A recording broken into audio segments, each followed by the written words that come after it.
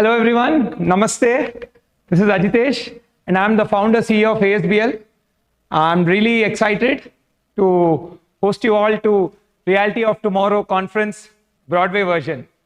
So thank you all for coming and let's get started.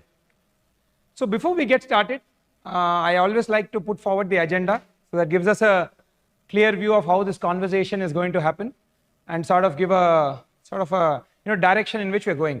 So firstly, I thought I'll just cover briefly the entire location aspect of Broadway, right? Where this is located, and mainly from the perspective of what's happening in micro market, because real estate, as we all know, location plays a very vital, it's a vital parameter in one's purchase decision. So I'll just give you a brief of what's happening in the neighborhood. Then I'll get going to my most favorite topic, the entire audience research, and which translated into the product research and how the product design has evolved out of that product research. Then I'll talk about the arrival experience and the entire logistics and a little bit about the basement plans and things like that. Then I'll quickly cover the Clubhouse aspect, and then we can get move into the Q&A section where you can ask questions live and I'll be answering. So let's jump straight into our conversation. So this is how and where Broadway is located, right? As you can see, this is just like a 2D map. It's right beside Loft, right in the heart of Financial District, right? So we have shot two videos, like how to arrive at the site from the Gachibowli junction, and then how to arrive at the site from the ISB junction. So let me play these two videos so that you'll get a context of how to come to the site from each of these prominent landmarks, right? So this is a video of how one can come to the site from the Gachibowli junction. It's recently shot by us.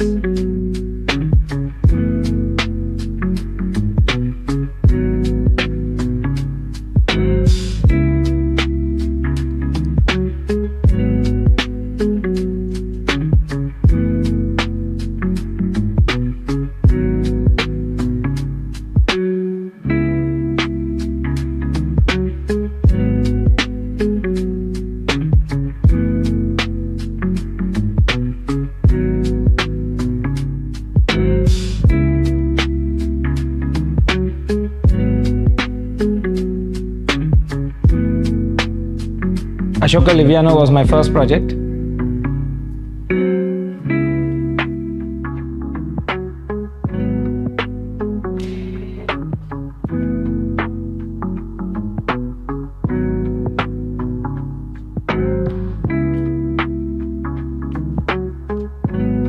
So this is a video of how you're going to come to the site from the Gachibowli junction.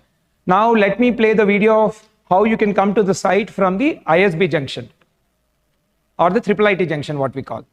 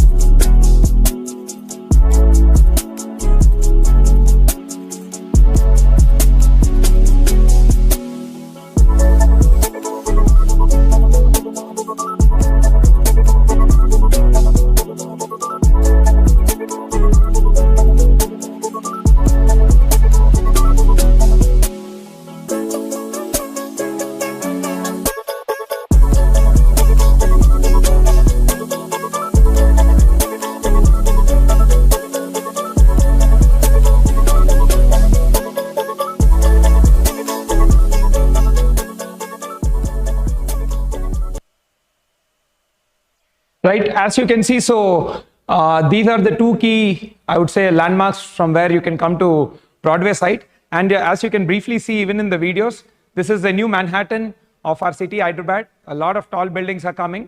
So yeah, so that's how this neighborhood is looking currently. I hope it's it's going to dynamically transform over the next decade.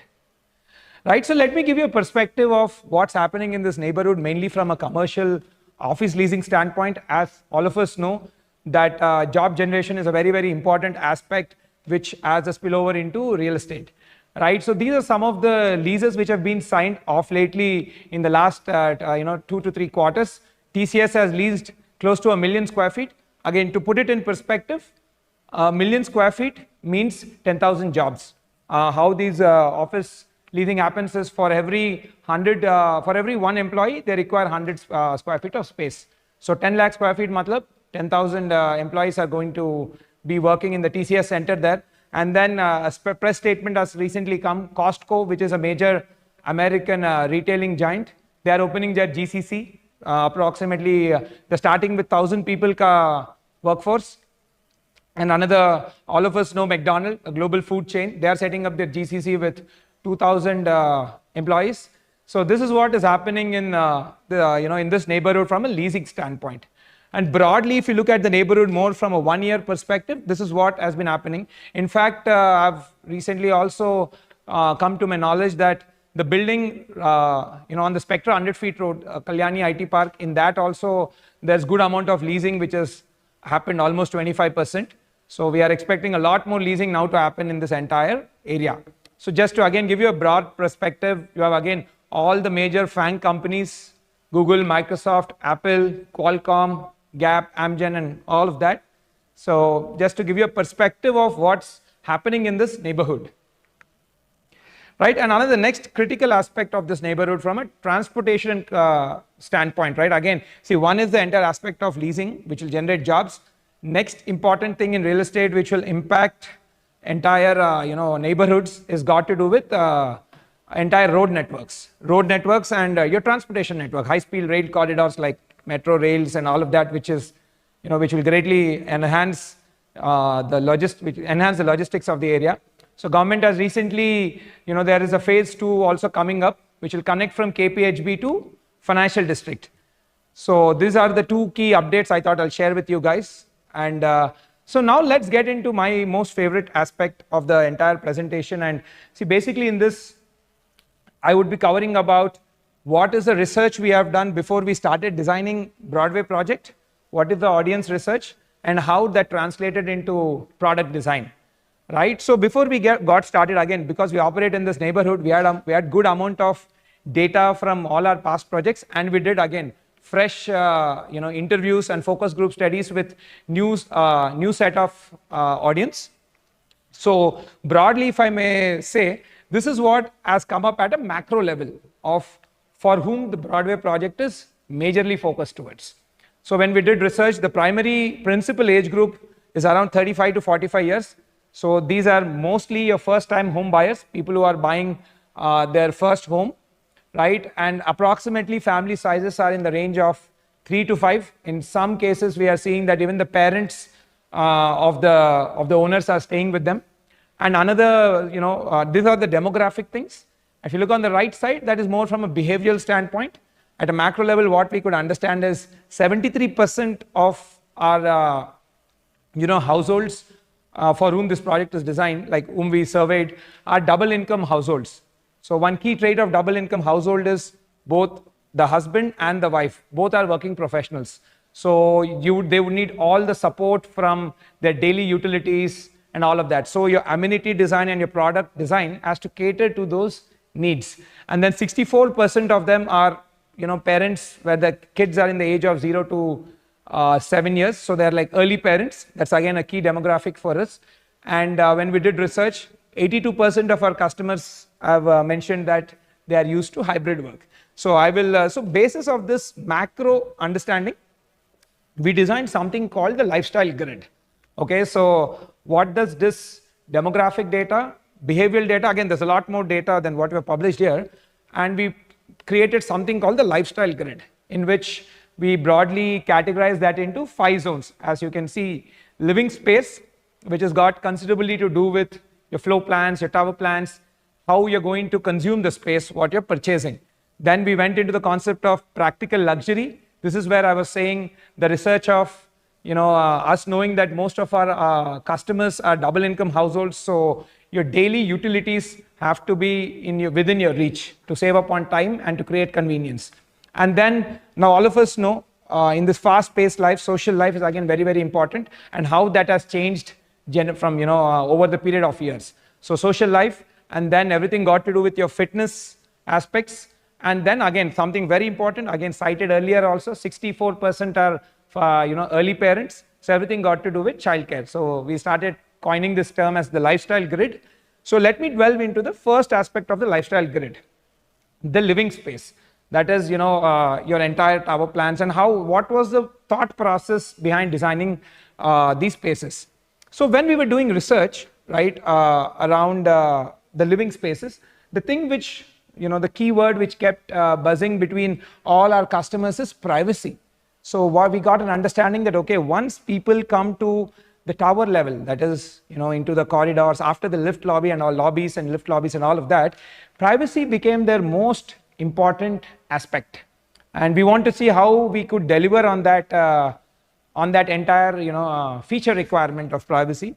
So privacy became the center stage for us to design most of the floor plan and tower plans. So some of the key things what we have realized, what we have done through the research is, okay, so for most of the flats, almost 2/3 of that, we could come up with something called foyer entrance.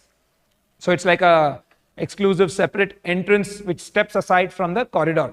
Again, greatly enhancing the arrival experience of your particular unit.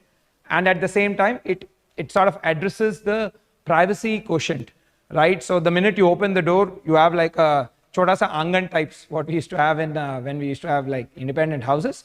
So to bring in that aspect. So the foyer based entrance was something which we could come up with as a product feature at the tower plan. And again, hugely, we got very positive feedback on this. And next thing, again, to address on the privacy side has been the no opposite main doors. Again, this is something which a lot of, when we were doing research, our customers were sort of, I've cited this as a requirement and sort of a good to have feature, right? So again, we strived hard to design that, because that no main door looks into the other apartment. So you open the door, so you can keep the main door open and, your flat would be much more well ventilated and, it's sort of, you can feel, I mean, by even keeping the door open, you will not really lose the element of privacy. So at the tower plan level, the two key things what we focused in Broadway project has been the foyer based entrance and then the entire no opposite main doors. Then we went to the next key aspect where people, when we're talking at a floor plan level, at a unit plan level, right? So what are the key things which came up, during our focus group studies and, our one-on-one interviews? These keywords sort of emerged: lighting, ventilation, carpet area. And another aspect, let me share a story also. So when most of our customers, again, if you look at the demographic and behavioral data, have traveled world over.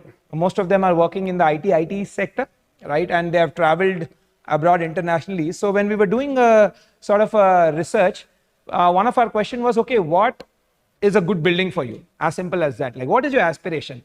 And then we had like A/B testing, like we showed multiple images. And across various people, when we ran that experiment, many people picked buildings which were tall and had a glass facade, right? So that was something which they told was their aspiration. And in fact, even one of the question was, which is your most favorite city? The three cities which came up were New York, Singapore, and London. And what is it that you like about it when we asked that question? So people were telling, okay, I like the tall buildings, glass facade, which looks sleek and tall, right? So that's when we sort of, okay, if this is an aspiration what our customers have, then let's plan for that. How can we deliver on that? That's how the entire concept of curtain wall came. Now, okay, curtain wall is a good to have feature which sort of adds to the aspiration of people, right? Adds to the aspiration of our customers. But then does it have any other functional implication? See, one is the aesthetics, right? So you look, it's going to look good. Definitely that's a very, very important thing. But what we have realized in our research is there's a lot of utility, a lot of functional aspect also which curtain walls bring in. One, like the top three to start with is what mentioned here, is that, see, again, when we were again doing past research, is that people wanted, okay, they loved our concept of outdoor living, which had a very big balcony, but they were like, can we maximize the carpet area? Yes, naturally. So what we realized is, okay, some of our projects which we have handed over and delivered to our customers, when we went and did the study, they're spending a lot of time in the outdoor balcony area. and there are other balconies, the smaller balconies attached to the bedroom are not being used much. So that is when we got an idea that, okay, there is a room to maximize the carpet area. Now, balcony definitely adds a lot of utility in the sense that what is the key aspect of a balcony? One is balcony brings in more lighting into your apartment, right? Second, naturally more ventilation also, right? But the con side of that is your carpet area gets minimized. So when we actually started planning and brought in the concept of curtain wall, we could see that we could address the two pros and without losing on the con. That is, by giving a wall, removing the entire wall and putting a glass facade, you're maximizing the lighting. In fact, much more than what a balcony also brings in, because in this case, the entire wall is now a glass. So the lighting increased significantly, almost 30% more than what a balcony can bring in, right? Second thing was, naturally, a curtain wall, you can open the entire sliding door. So again, the ventilation, from a ventilation standpoint, you're achieving a higher open areas as well, like higher ventilation areas, so more air can flow inside out of the unit without losing the carpet area. Now, naturally, because we could bring in these two, the balcony got moved into the bedroom, thereby maximizing the carpet area. So it was I would say, I would really thank our customers for pushing us in the direction. So curtain wall sort of, with one bullet, we got all the three birds, which is we could increase the lighting, improve the ventilation, and maximize the carpet area as well. So this is what was one of the biggest advantage of the curtain wall. Definitely apart from the most important thing, which is the aesthetics. The look is going to be stunning, right? So these are some of the views of how the curtain wall is going to look. In fact, this is a render from a Broadway project, right? So it looks like you're in any world-class building in Singapore or New York. So it's got a very international urban architecture perspective. Again, at the same time, you can see, because of the large amount of opening, the amount of lighting which is going to come into your room is going to be very, very high, and you can open the entire, that frame what you're seeing, which is like a sliding door, you can open it.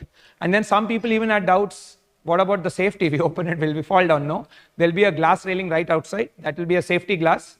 So that will act as a safety glass so you don't, you don't fall off, right? So these were some of the big advantages of this entire curtain wall, right? So let me show you some of the renders. These are some of the renders from artistic impressions from, I think, one of the master bedroom.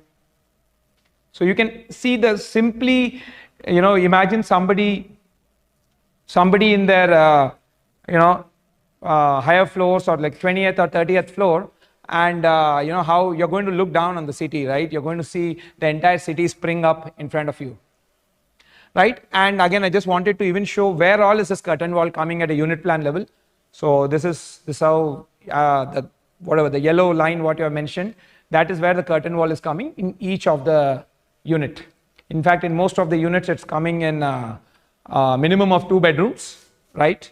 So that really enhances. In some cases, it's coming in the kid bedroom, so that really enhances the light and ventilation in those places, right? So again, a small. So another important aspect which I wanted to sort of pull up, which we have improvised in Broadway. Again, coming from a product research and adding to the ventilation of the space as well, right? So a taller space, you're going to feel much more breezy. You're going to feel, much better aerated also, right? So we have improved the, the entire slab to slab height. Standard, most of our competition is giving 3000 mm as a standard height from floor to floor. In Broadway, we have increased by 300 mm. That's almost 10%. So the floor to ceiling height is 3300 mm. That is gross. So you can see slab to slab. Clear height is going to be 3050 mm. There's going to be a slab thickness of approximately 150 to 175 mm, and then another 75 to 100 mm of flooring and whatever mortar. And then you're going to have a clear height of close to 3050 mm. So that's roughly around slightly about 10 feet, if I'm not wrong, right? Again, this also adds to the entire aspect of the space in your apartment. Right, and again, our key feature, what you can see, this has been our best seller, and it has, now that we have handed over projects which have outdoor living, we're getting great feedback from all our customers who are living there, where they're telling that whenever their guests and friends and family come over, they all intrinsically gravitate towards the outdoor, the big balcony, the outdoor living, and they're really enjoying that space.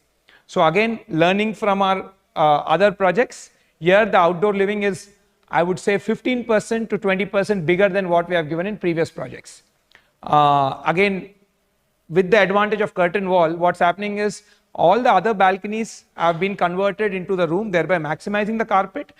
And naturally, because we could increase the carpet, here we could we could negotiate and we could increase the balcony size, outdoor living size, which is almost 15% bigger than all our previous projects. So it's really going to have like a your own patio in the sky, right? That's how it's going to look like. This is one of the renders what we have done to give you a perspective of this entire thing, right? It's going to look very sleek and classy.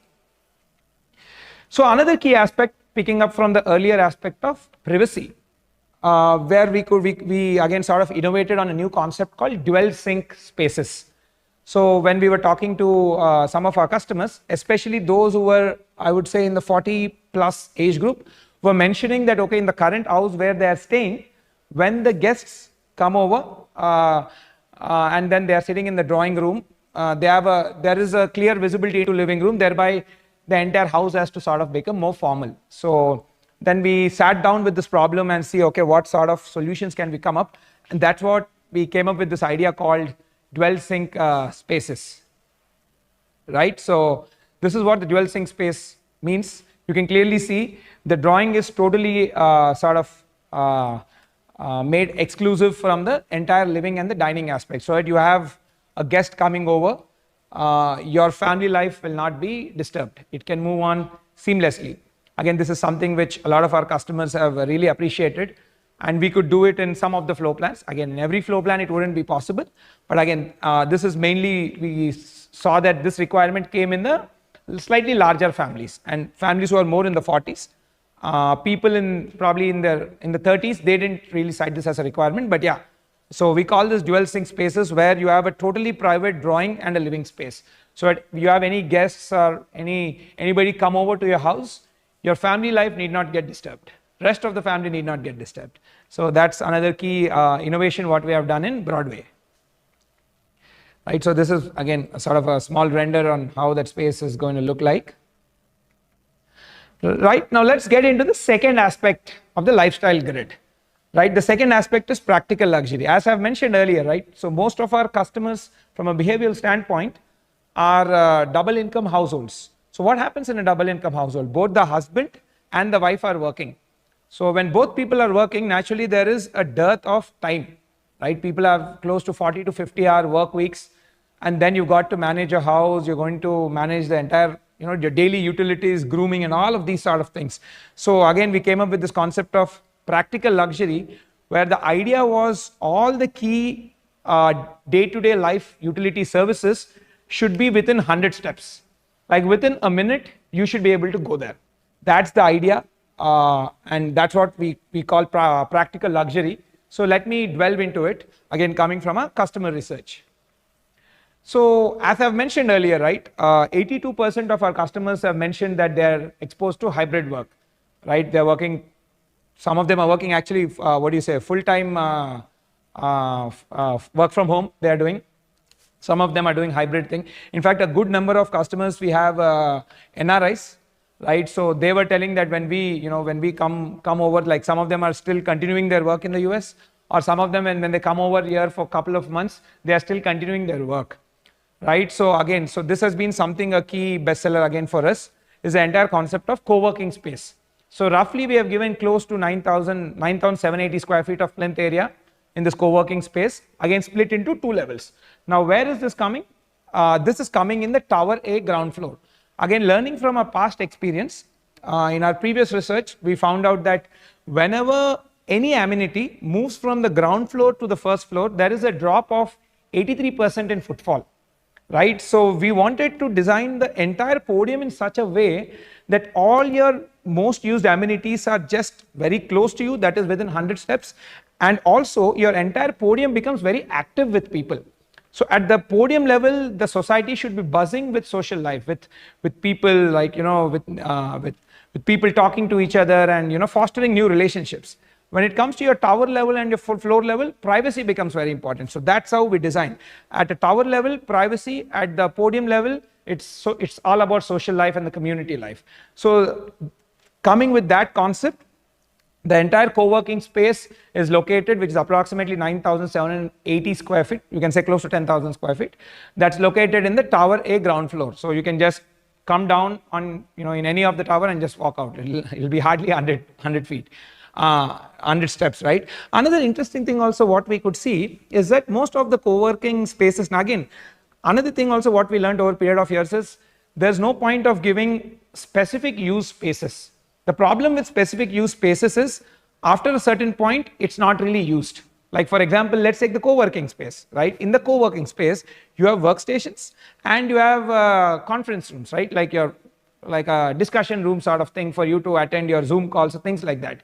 Most of the places we saw that, okay, when we were doing research, people are using this majorly during the, typical office hours. That is post 6 or things like that. It's generally idle. Most of them are idle. So we thought that, okay, instead of giving separate spaces for tuitions and all of this, what does tuitions also need? It's the same ecosystem, same infrastructure. They need a sort of a discussion table and, similar infrastructure which is required in a discussion room of a co-working space. So we merged this. The discussion rooms of co-working space can be booked by people who want to attend their Zoom meetings and by kids who probably want to, put their tuitions also. Thereby you make the utilization of the space much better. So more the space gets utilized, lesser would be its cost of maintaining and, it will deliver more utility, right, to wide set of audience. So learning from that experience, so we made this into a little more multifunctional space. So kids who are studying also can sort of book a discussion room, like, those mini conference rooms sort what we call, and then they can put their tuitions and all those sort of things here. So again, this is located in Tower A ground floor. And again, a small part of it is located in the Tower A mezzanine. So you can see the internal staircase. You can get on that staircase and go to the higher floor. Of course, the discussion rooms and all the minor level furniture planning will improvise with period of time. But this is to give you a broad perspective of where that space is coming and what all functionality can be done there. We are merging co-working space with the kids' tuitions. So this like a stock image. Right. Another next important thing which our households are, I've mentioned again, the fact that this I think is also coming mainly from the aspect of both wife and husband working, is that people have said that they need a space where they could sort of put their valuables. Because these days, when people are working Monday to Friday, let's say there's a party on the weekend and you have to go to the bank and bring your jewelry, right? There is no real time. I mean, you just go after coming back from office, people are tired, now you have to go to the bank. In fact, it might not, the branch might even be closed at that hours. So all of these small things add a big pain point to people's lives. So we thought we should give all these facilities should be given here. So we have provisioned space for lockers.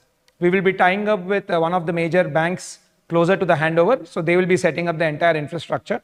Right, approximately 1100 square feet what you see. Where is this located? This is located in Tower B ground floor, right? Again, a very, very important, I would say, feature which our customers wanted, especially our women customers, mainly from the point of storing jewelry and even important documents also these days people are storing there. So this again, just a stock image. Next, another important thing is the entire aspect of grooming. Apart from your monthly grooming things, which people have to go on a monthly basis and get a haircut or a shave and done. Another thing what we have been seeing of lately is this entire aspect of when people get ready for marriages, especially marriages or any events, right? It could be a birthday party or anything.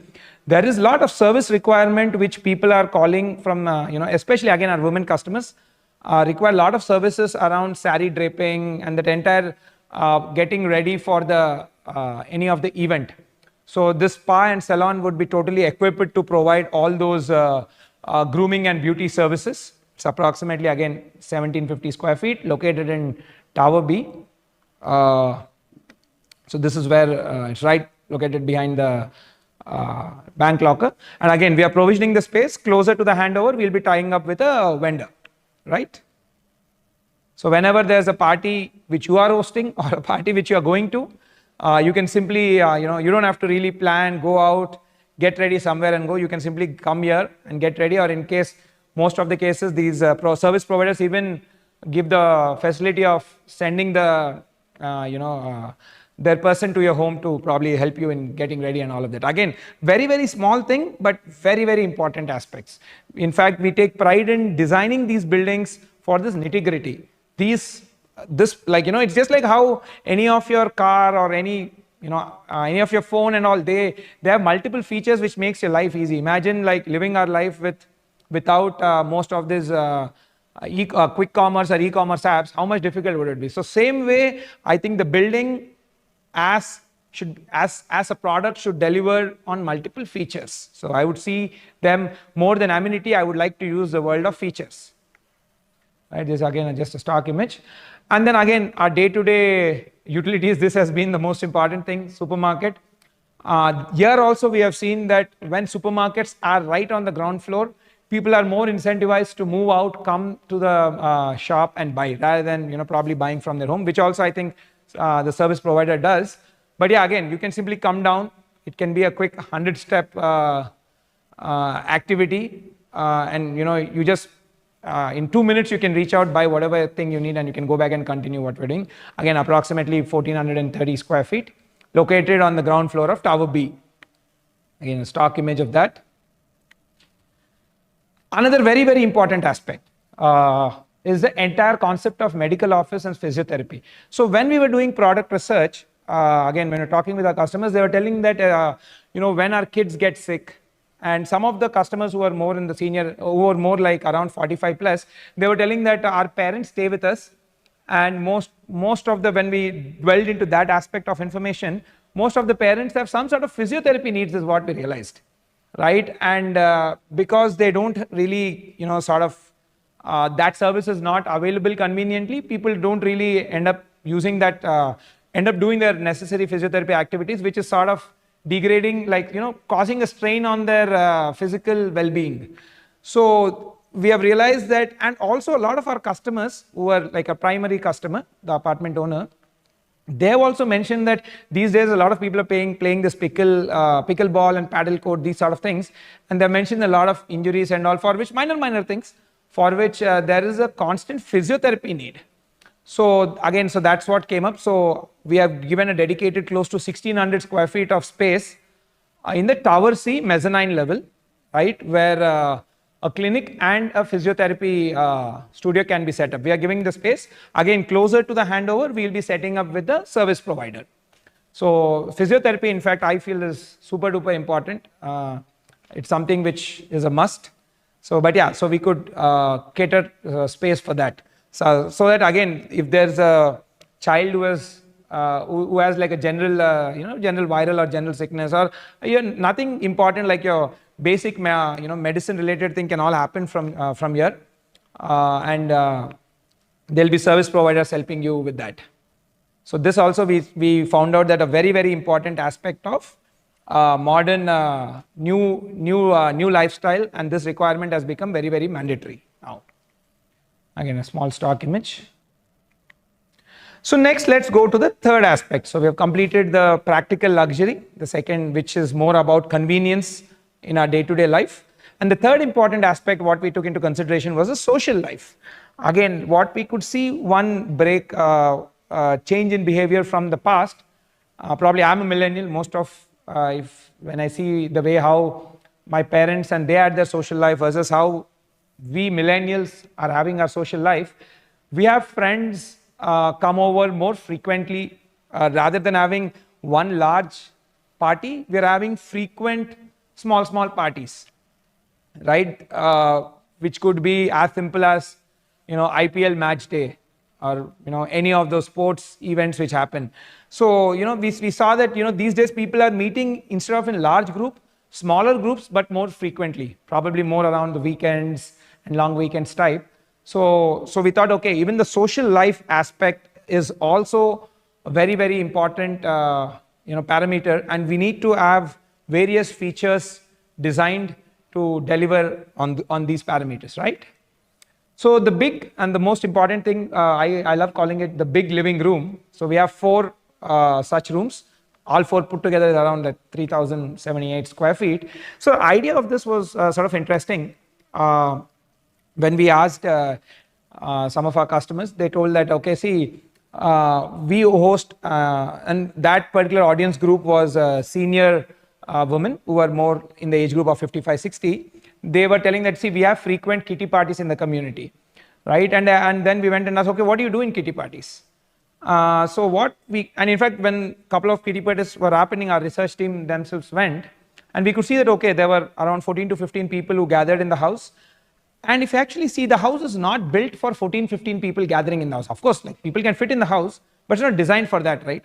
By that, what I mean is when we saw it, okay, people were divided into groups, and one group was sitting in a bedroom, one group was sitting in a living room, one group was sitting in a sort of a drawing room. Thereby, it led to the breakage of the groups, which led to the naturally a less fun, I would say.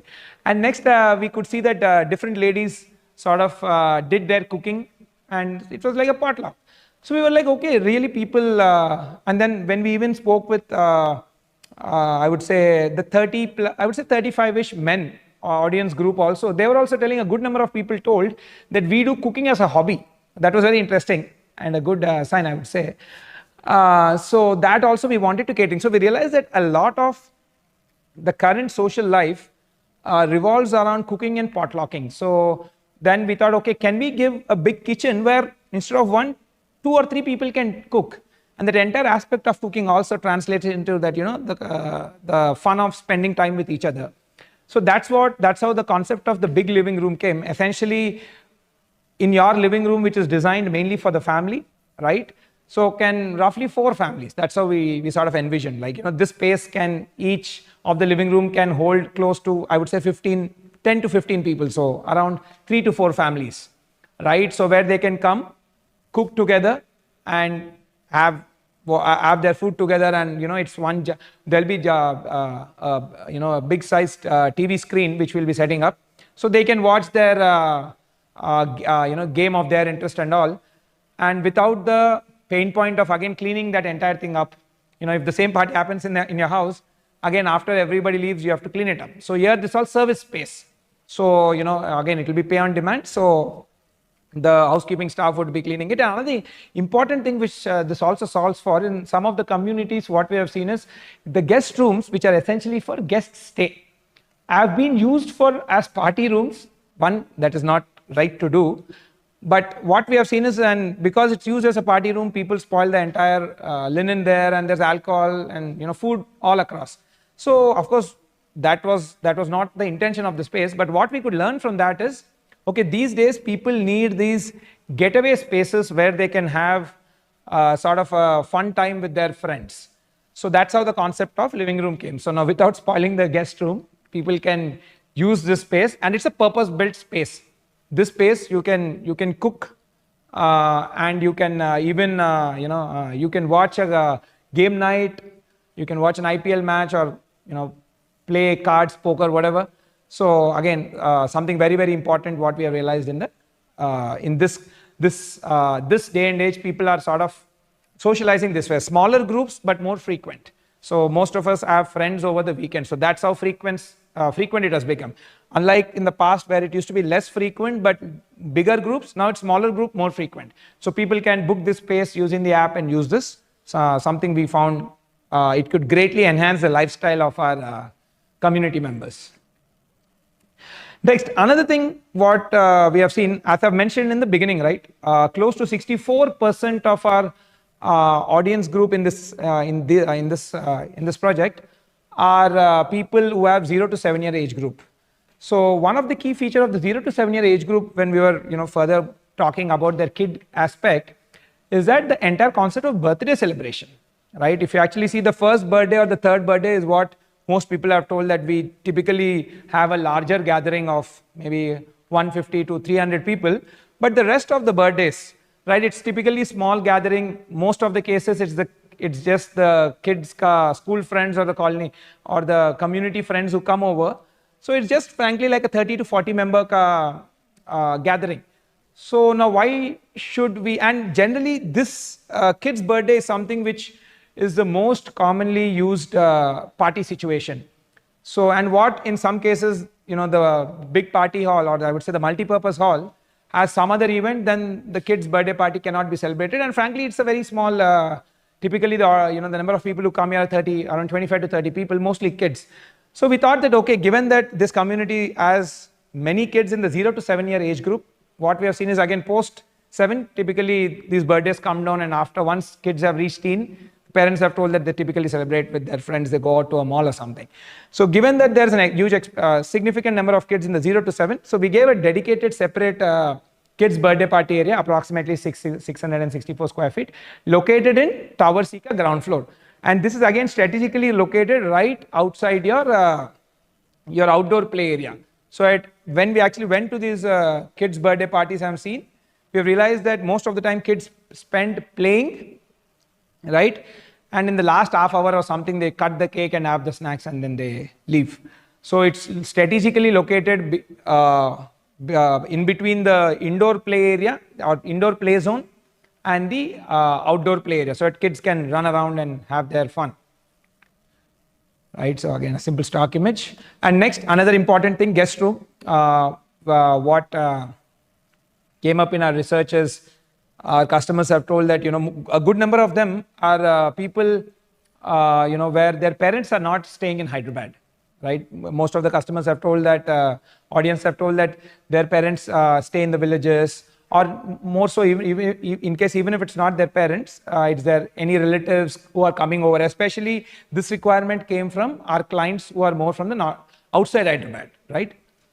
North Indian or Central Indian sort of people who are not from Hyderabad. So they have mentioned that they have friends or relatives who come over to the city and they show them around, when festivals are there and things like that. So again, guest rooms is something, in this we have come up with a good ratio. So we have 9 guest bedrooms, so availability will be much, much higher. Again, this is also spread in 2 levels, the ground floor of Tower B and the mezzanine. This is a ground floor plan, this is a mezzanine plan. Again, all of them are located on the podium level itself. So that even for your guest also, they need not really know the map of Clubhouse, which floor, which corner I need to go. You just come down, you're going to find it. So it sort of is very intuitive planning, I would say. Right, and next, located in the clubhouse, we have a giant banquet hall with a pre-function area and sort of a pre-party kitchen. You can't cook there. It's not allowed from a safety standpoint, but you can do preheating and plating, essentially plating aspect. So this comes in the clubhouse. So here you can host bigger parties and you can have your guests come over. Right, and again, another very important and interesting thing, something which is my favorite in this project, apart from the big living room, is a curbside cafe. This I was inspired when I did extensive travels to Singapore over the last 2 years when I started learning more around product design. And what I've seen is, and even New York also, I've not been to London much, but one thing which I saw, which usually sort of improved the quality of life in these big cities, was the entire curbside experience. Right, you have curbside cafes, restaurants, so you have a lot of people moving in and out, so the entire vibe gets really, really super cool. Right, so this idea was inspired from my travels to those places, and we have given provision for 2 F&B spaces with their respective kitchens. One's closer to handover. We'll float it out so different vendors can come and take it. So this is a curbside cafe. So matlab people are expected to walk to this place from the nearby neighborhood. And again, this is the access, even outsiders can use this space, which I felt was very, very important, because when we came up with the concept of cafes and F&B, and frankly even F&B usually premiumizes your space also. It improves the property value of the area and even the quality of life for residents. Imagine you're not cooking that day, you just want to go down, grab something. So you can come here, right? So, but the con of this, when we were seeing, is in most of the communities where they're given F&B spaces, all of them shut shop. When we went and spoken to various the facility people there, they told that kuch bhi nahi chalta hai, after 6 months everybody shut shop. So when we went into the reason of why, basically the problem was store in store. Matlab, they were only allowed to sell to the residents, And how many residents you will have? Like 885 families. How will the business run if there are only 885 customers, right? It won't run. So that's why we have planned in such a way that outsiders can also come and use, and even the residents can come and use. And even the entire security arrangement and everything also have been done by taking this constraint in mind. But this is greatly going to enhance the entire street life of that road, not just Broadway project. Right? There are a lot of apartments coming up in that road, right? So everybody can just come down, grab a coffee, and then there's co-working space. Imagine somebody working out of that wanted to discuss some idea with his friend or colleague, and he can just take this idea in the space, in this cafe here. Because again, we have seen that a lot of co-working spaces thrive when there's a cafe environment in the vicinity. So again, the key thing what we took in mind is that each space should really benefit the other space. It's not like isolatedly giving spaces, right? So that was one key thing which we came up in our research. So how do we make sure the space gets used? It's not just, see, as a builder, we just design the space, we hand over and go. And if it doesn't get used, it's not really going to enhance the life of our customers, right? So we are, in our research thinking about how can that ecosystem thrive. In fact, most co-working spaces thrive when there's coffee in the vicinity, and most coffee shops thrive when there are, co-working spaces in the vicinity where upcoming entrepreneurs or people simply working from their home come grab a coffee, or they meet somebody here. So it's a sort of this is what the new trend has been coming up. So again, very, very important aspect of the social life, the curbside cafe. So some of the stock images of how it looks, and all major cities in the world, this greatly enhances city life. So in fact, this would enhance the life in that entire road, I would say, that in front, the Broadway 100 feet road, because there's loft coming up there, there's opposite projects. So everybody can simply walk. They don't even need to remove your car. I'm a big fan of walking neighborhoods. So to have a walkable neighborhood, first you need to have footpath. Second, you need to have activities or spaces where you can do activities. And restaurants are very, very important. It adds to the entire buzzing life and vibe of the street. Right, so there's just some of the stock images to give you an understanding. Next, the next important aspect has been the fitness zone, right? So again, something very, very important these days, if you see, the entire aspect of fitness and wellness both is no longer sort of a luxury. It's now become the comfort. I mean, it's now become the more mandatory item. It's no longer a sort of a wish list. Today it's mandatory with the sort of, again, if you look earlier in the audience research, what we have published, majority of our customers are tech workers. And when they are tech workers, there's a lot of sitting, and now they say, right, sitting is the new smoking. It's not really advisable at all. So the entire aspect of your fitness and well-being, a physical well-being, is something very important. So we really want to spice up this entire thing, not just keep the monotony. So we broke down this entire fitness and wellness into two divisions.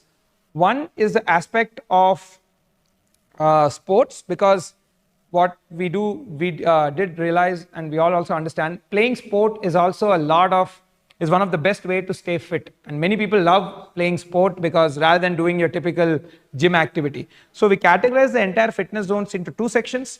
One is your sports section, other is your more, I would say, your workout section, or your indoor, I would say, your typical gymming, right? So in the sports amenities, something which is these days quite in rage, and you see a lot of people it's a running trend, is this entire pickleball courts, right, which are popping up everywhere in different neighborhoods, and people are blocking them and going and all of that. So we are giving 2 pickleball courts in the community, so people can again come down, book and play. And also when I did research on pickleball, we found out that a lot of people were having minor injuries. That was also one of the triggers to have the physiotherapy studio on facility, right? So in case, God forbid, if you have some injury, there's a physiotherapy place right there. You can sort of heal yourself in maybe 10-20 days and again start playing, right? So pickleball courts we have. And then we have 3 indoor air-conditioned badminton courts located in the clubhouse.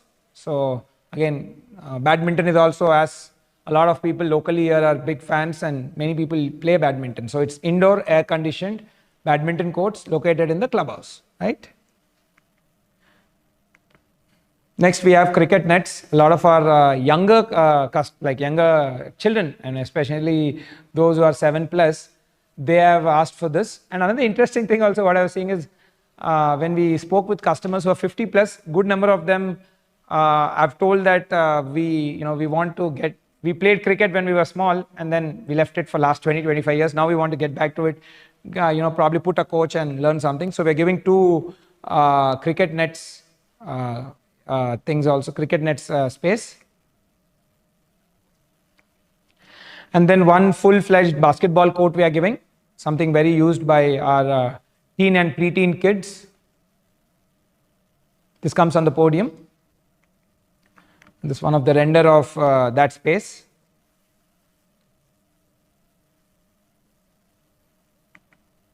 Yeah. Next, you have the fitness zone. So this is more like a indoor workouts, right? Which or what you might call typically your gym sort of things. So the gym in this is close to it. Again, it comes in Tower C, ground floor. See, very, very important for me personally is that we put all the spaces in the ground floor. That's been something very, very vital to my design language over the last, I would say, 2 years, right? Because there is a 81% drop in footfall. Research says that there's 81% drop in footfall the minute the space moves from ground floor to first, second, third, any floor. So we want people to use this, and we want the entire podium level to be buzzing with people and having a great vibe, a community vibe.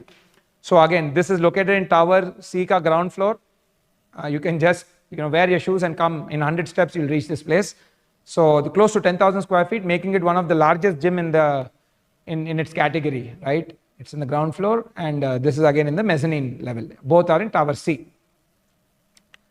Stock image of gyms. And then again, something which we see mainly our senior age group, audience age group do outdoor gym. We have seen this people to be using a lot, just as basic stretches and something. So there is an outdoor gym mentioned right outside the indoor gym, again on the podium, right? And then even swimming is also a very, very important, I would say, sporting and even recreational activity. In fact, a lot of, when we were speaking with the physiotherapy consultant during the research phase, there was a lot of water-based exercise also which people were recommended to heal themselves. But nevertheless, we have a separate kids pool, approximately those are the sizes, and a giant adult pool which 33 by close to 102 feet. It's located in the clubhouse, right? This is a small render. Then again, multi-purpose, multi-sports turf, something picking up, you see a lot of, turf grounds, they say, right, these days. A lot of turf grounds which are there in the city, which people book and go play with their friends. So we have provided one giant turf ground on top of the clubhouse, where you can play box cricket and sort of you can even play a mini sort of a football, right? Where again, this is mainly designed with the perspective of having multiplayer sports, right? Where at least it can engage close to 10 people, 10 to 12 people. So that's located on top of the clubhouse. So you can see the entire design has taken care both from the aspect of sporting and from indoor workouts, so that you don't get bored. It could be that you might even be preparing for some game and you are using the gym to get better at that. Or a good number of people, like I know a lot of my friends who don't do any gymming and all, who simply love playing sport, and they play sport to remain healthy. So we have taken all that into care. Now, we hope a lot of them come and use this, right? There's no reason to be not using these things. This is a stock image. Right now, let me talk about the final thing, the childcare aspect, right? Again, as I've mentioned in the earlier, in the demographic and the behavioral data, a huge number of our customers, 64% of our customers have kids in the age 0 to 7. Almost, if I'm not wrong, 1/3 of them, around 33% have kids who are just born or who are just planning kids, who are in the kids planning phase. So again, we wanted to, and this even coincides with the thing of double income households, where parents have less time to take, they're more engaged with their work. And I've seen that they spend a lot of time in, frankly, dropping the kid at different, at their creche or at their, play facilities. There's a lot of time which they're losing in that way. So we wanted to bring in the entire aspect of convenience to them, so that they don't have to do all of that. And even another thing, when we spoke with especially mothers, is that young mothers, they were telling that, okay, there's always this thing back of the mind that when I drop my kid at the creche, how he or she is spending the time there. Are they liking it there, or how the facility is treating them and all. In this, if you actually see the creche also, we have provided the ground floor, and the co-working space is also on the ground floor, just in the other tower. So again, probably the mother can go and see the child in like 1 minute or 2 minutes. So greatly enhancing the comfort and convenience, right? So this is the creche, approximately 2,000 square feet, located in the ground floor of the tower. Again, you see the entire amenities, majority of the amenities, we made sure that they're on the ground floor, so that people can easily use each other. Imagine like a working mom just coming down to the co-working, dropping her child at the creche, and just walking 20 steps to the co-working and working out of the co-working place, and then maybe, when she's on a break in like an hour, hour and a half, she can just go back and see how her child is doing. It greatly adds to the mental peace and convenience. So that's how we plan. So these, and the fact that you're coming down to the co-working space, there's a better chance you're going to use the creche also. See, each space feeds into the usage of other one. So we are really, we want to build spaces which amplifies usage. So we are, so the community, when people who have bought, they can, sort of experience more value out of the product.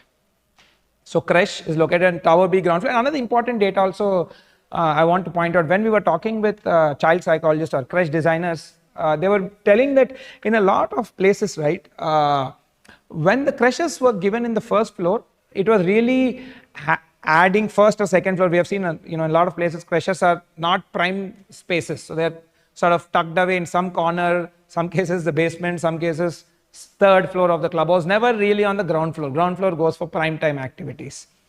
They have mentioned that when the creches were not in the ground floor, it really increased the, the child safety threat, because kids, then what was happening is most of the time the kids had to be kept in the creche space, indoor space only. But if you actually see kids in that age, they love running out. Kids in the, the 1 to 3 year age group love running out into the open. Now imagine if the creche was in the second or third floor or the first floor, how can they do that? So what happens? Naturally, they'll be just confined within the closed spaces, and they will feel claustrophobic. I mean, kids are, are beings who want to keep running and moving around. So the creche designers, the child psychologists mentioned that from a safety standpoint and from a kid experience standpoint, it adds great value if the creche can be given in the ground floor. So this was taken from that research, what we did. And from then on, most of the creches, what we have given, we have made sure that it comes in the ground floor, most of them. But yeah, in this project, though, it's clearly on the ground floor. So kids can run out, and it becomes a lot more simpler for everybody, I mean, for the kids and for the service provider tomorrow to operate the space, right? Just a stock image. And then next, indoor kids play zone. It's close to 3,450 square feet. Again, this is something which I got inspired from my own story. I have 2 kids, one is 5 and one is 3 years old. And one of the best activity which I do sort of monthly twice to keep them very engaged is when I take them to the mall and they play in that entire play zone. It's almost impossible to get them out of that place, right? That place really hooks them, engages them in their entire playing aspect, right? So then I got the idea that, yeah, why am I taking my kids once in 15 days? What if they could go there much more frequently, because a good number of them have even like role play based playing and all of that, right? It really engages them, that particular age group, essentially I would say 2 to 7 or 2 to 8ish. So again, so that's when the aspect of convenience. So can we bring in this play zone which are typically found in malls into a community? In fact, we are the first people to do it, and we have done it in Spire project. These are the actual photos from the project. It's always full of kids, 24. This is, in fact, this has been the space which is most used by the community members. You will always see kids playing around in that area. I would definitely recommend parents that you please, while this happens, please make sure you use the guideline of how to use. Sometimes I see people running with their shoes, it will spoil the material. But anyways, that's for a later day. So this space is something we have seen hugely, I would say, engage our kid customers. right? So this is given close to, if I may iterate, where is it? Yeah, close to 3,500 square feet, located in Tower C ka ground floor. If you just look little down in the plan, the kids' birthday play area is also there. When we actually went to these kids' play zones and we have done research, most of the times these kids' play zones get booked out for kids' birthday parties. So the typical birthday party ka theme these days is that, okay, you invite kids or friends to their play zone, they play for a couple of hours, and then they cut cake, eat snacks, and go. So that's the level of detail how we design this. So the birthday party hall is also right below the kids' play area, so that they can easily they're right across, so it can they can play here and then go to that place and do the rest of the activity there. So the entire what I call sequential space planning is something which we really put a lot of effort in this project. Yeah, so this side. And then the outdoor kids play area. There's also a big space right outside behind the Tower C. So specifically catered to the kids. Outdoor kids play area. Right, and then, okay, I think it's just reiterating the kids' birthday party area, what I've mentioned earlier, right? So if you see, the kids' birthday party area is sandwiched between the indoor play zone and the outdoor kids' play area, so that your child friends from the school friends or whoever, they come over, they can have a great time here. And typically these are smaller groups of 30 to 40 people, so they can quickly finish that activity in like 2-3 hours, and probably it's a much more engaging and a better way to do it than doing it in the multi-purpose hall. Imagine that's in the first floor, where will kids run and where will they play, right? So this is what I would say is the entire concept of sequential space planning, right? Kids' birthday. Now let me, again, one of my most favorite topic, arrival experience, which I'm sort of delving more into project after project to give great experience right when you approach the property, right? So this is how a small render of how the entire, I would say, the arrival experience, the main gate part looks like. Just made like a small, I would say, visual, just to give a perspective. Let me just go back. So as you can see, right, the entire, this is the view from the street side. So it's a building, the F&B places is what you can see there.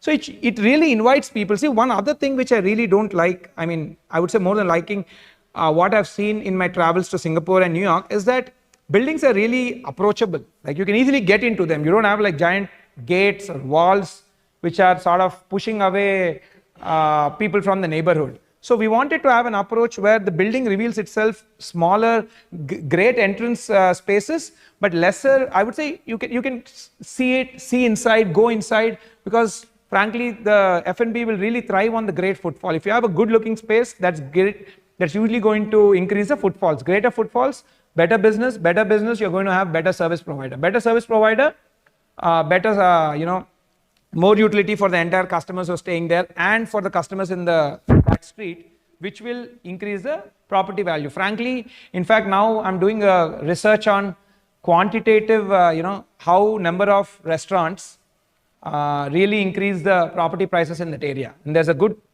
correlation, right? So we are doing research on that. But yeah, anyways, more number of restaurants increase the footfalls, increase the entire experience of that particular street. So you can see the entire main part is designed as a very welcoming thing, so that anybody can come and sort of use the F&B spaces, again, without losing the aspect of safety and security, right? In a later, we have taken care that, at various aspects, even the safety and security aspects are met, because strangers cannot walk into the building. So we have designed in such a way that both are taken care, right? Just like so this is again a small, I would say, diagram of how logistics and movement happen. As you can see, the golden line, that is a cafe entry where people can get dropped off and move. But frankly, this is mainly designed from the perspective of walking, curbside restaurants, what we call. So people are expected to come here by walking, simply walking on the street, right? That's what we want to encourage in this line. And luckily, this is a dead-end road, at least as of now, right? So dead-end roads have less traffic, so people can walk a lot more, thereby enhancing the entire community and neighborhood aspect of life, right?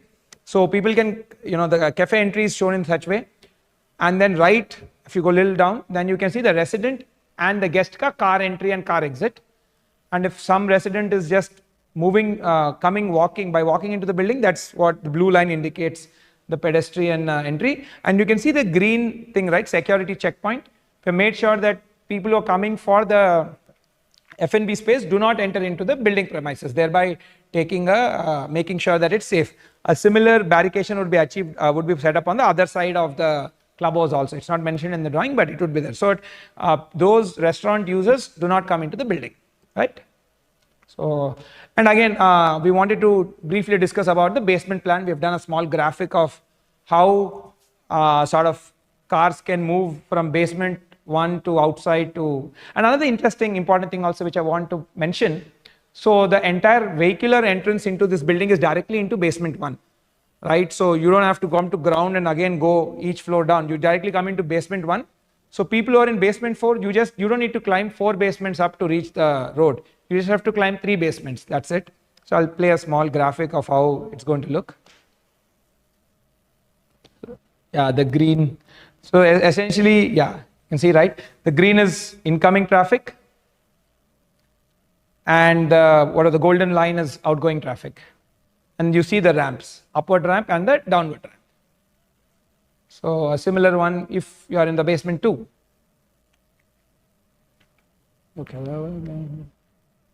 Does it play? You can see this.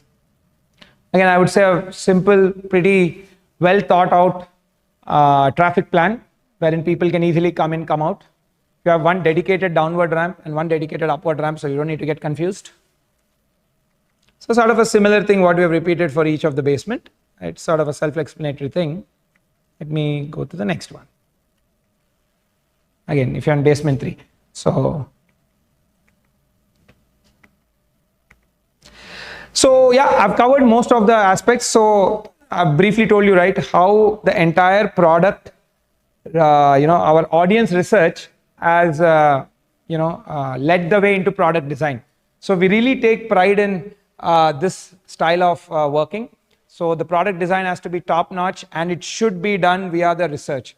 Like we are who the customer is. We need to design for the customer and try to, sort of accommodate as many of the lifestyle features required. Not everything might not be possible, but do whatever we can within the constraints.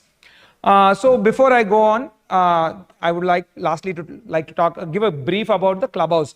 I know most of the Clubhouse features I've already covered in the lifestyle grid, but I'll quickly run you through so that in the Clubhouse context it can be seen through. Clubhouse is 52,000 square feet and it's a G+5 clubhouse. This is how it's going to look.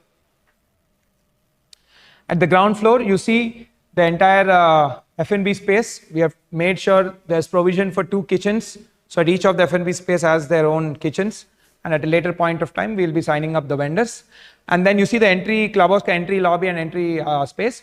That is exclusively for the residents. From the F&B, there is no access to that without crossing the security check. Somebody can cross the security check and get all the necessary approvals and come in if they're a guest or a resident. So this is a ground floor plan.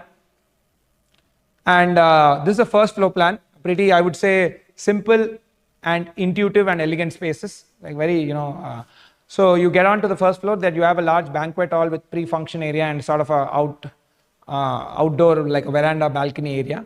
So this is you want to host any of your larger gathering, and again, we have made sure we gave it's not a kitchen, I would say, it's more like a pantry area, which is for your prepping. We will not allow people to cook here because there will be safety hazards and we're not supposed to. But yeah, they can do their plating and the pura pre-setup. Second floor is not mentioned because second floor is essentially the downward side of the pool and all the pool pump equipments and all of that. That's why it's not mentioned. So it's more like a utility space for the pool. But yeah, third floor is the pool. The sizes I've mentioned earlier. It's pretty, I would say it's one of the biggest for, the category of the product here. And then the fourth floor is, again, I've mentioned earlier, it's badminton court, indoor air-conditioned badminton court, 3 in numbers. People can book and use this facility. And then on the mezzanine level, on the 5th floor, you have indoor games, which is more like your TT and billiards and stuff like that. And it sort of overlooks into the badminton court also. And the Clubhouse rooftop is simply a multi-sports turf, right? So that's your Clubhouse. I thought I'll kind of cover another important topic also. In fact, I am planning to make a few, I would say, awareness videos on how the entire billing, metering, and frankly, the utility management aspect happens in our communities and mostly in most gated communities.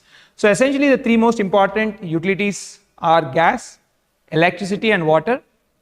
And in this community, all three are metered and prepaid meters.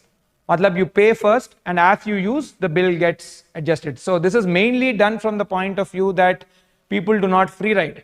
Nobody likes if another member of the community free ride, and frankly, it's not even the right thing to do, and that will kill the entire maintenance of the building. So everything is prepaid meters, and of course, you can pay them online via the app, and it will give you alarms and all also when the balance is less. And another thing also I would like to point out is there is flat level billing and there is a common area billing also. So typically what happens, let's take the case of electricity, because this is most commonly used topic area, right?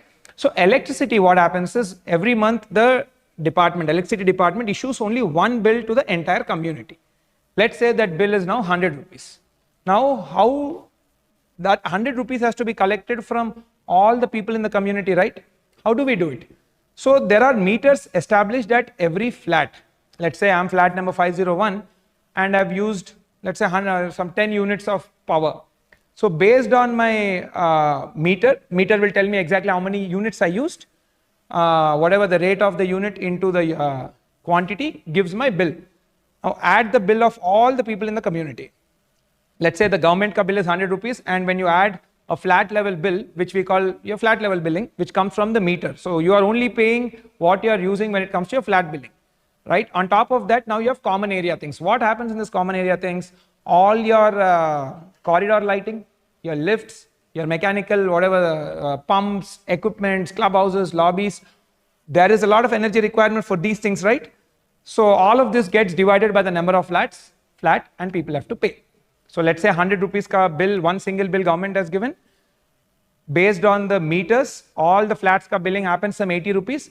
The last 20 rupees is divided into all the flats and people have to pay that. Irrespective of, let's say now you have not used the flat. You are staying, you have gone for a tour for 2 months, right? In that case, your flat electricity bill will be 0 rupees because you have not used anything there, you're not going to pay anything there. I mean, there's no consumption, but you will get a common area bill. Right, so approximately the common area bill for electricity in the communities what you have handed over is roughly around 1000 to 1200. Again, this will depend from time to time when the energy prices change. So this is how it happens. So there is a flat level billing which purely happens as per your usage, which is, I would say, majority of the bill. And the minority of the bill comes from common area billing. People will have to pay because if you don't, then your property value is going to come down. So, and there are meterings. For at a flat level, the gas, electricity, water, everything is metered. So you will be paying for what you use within the flat, right?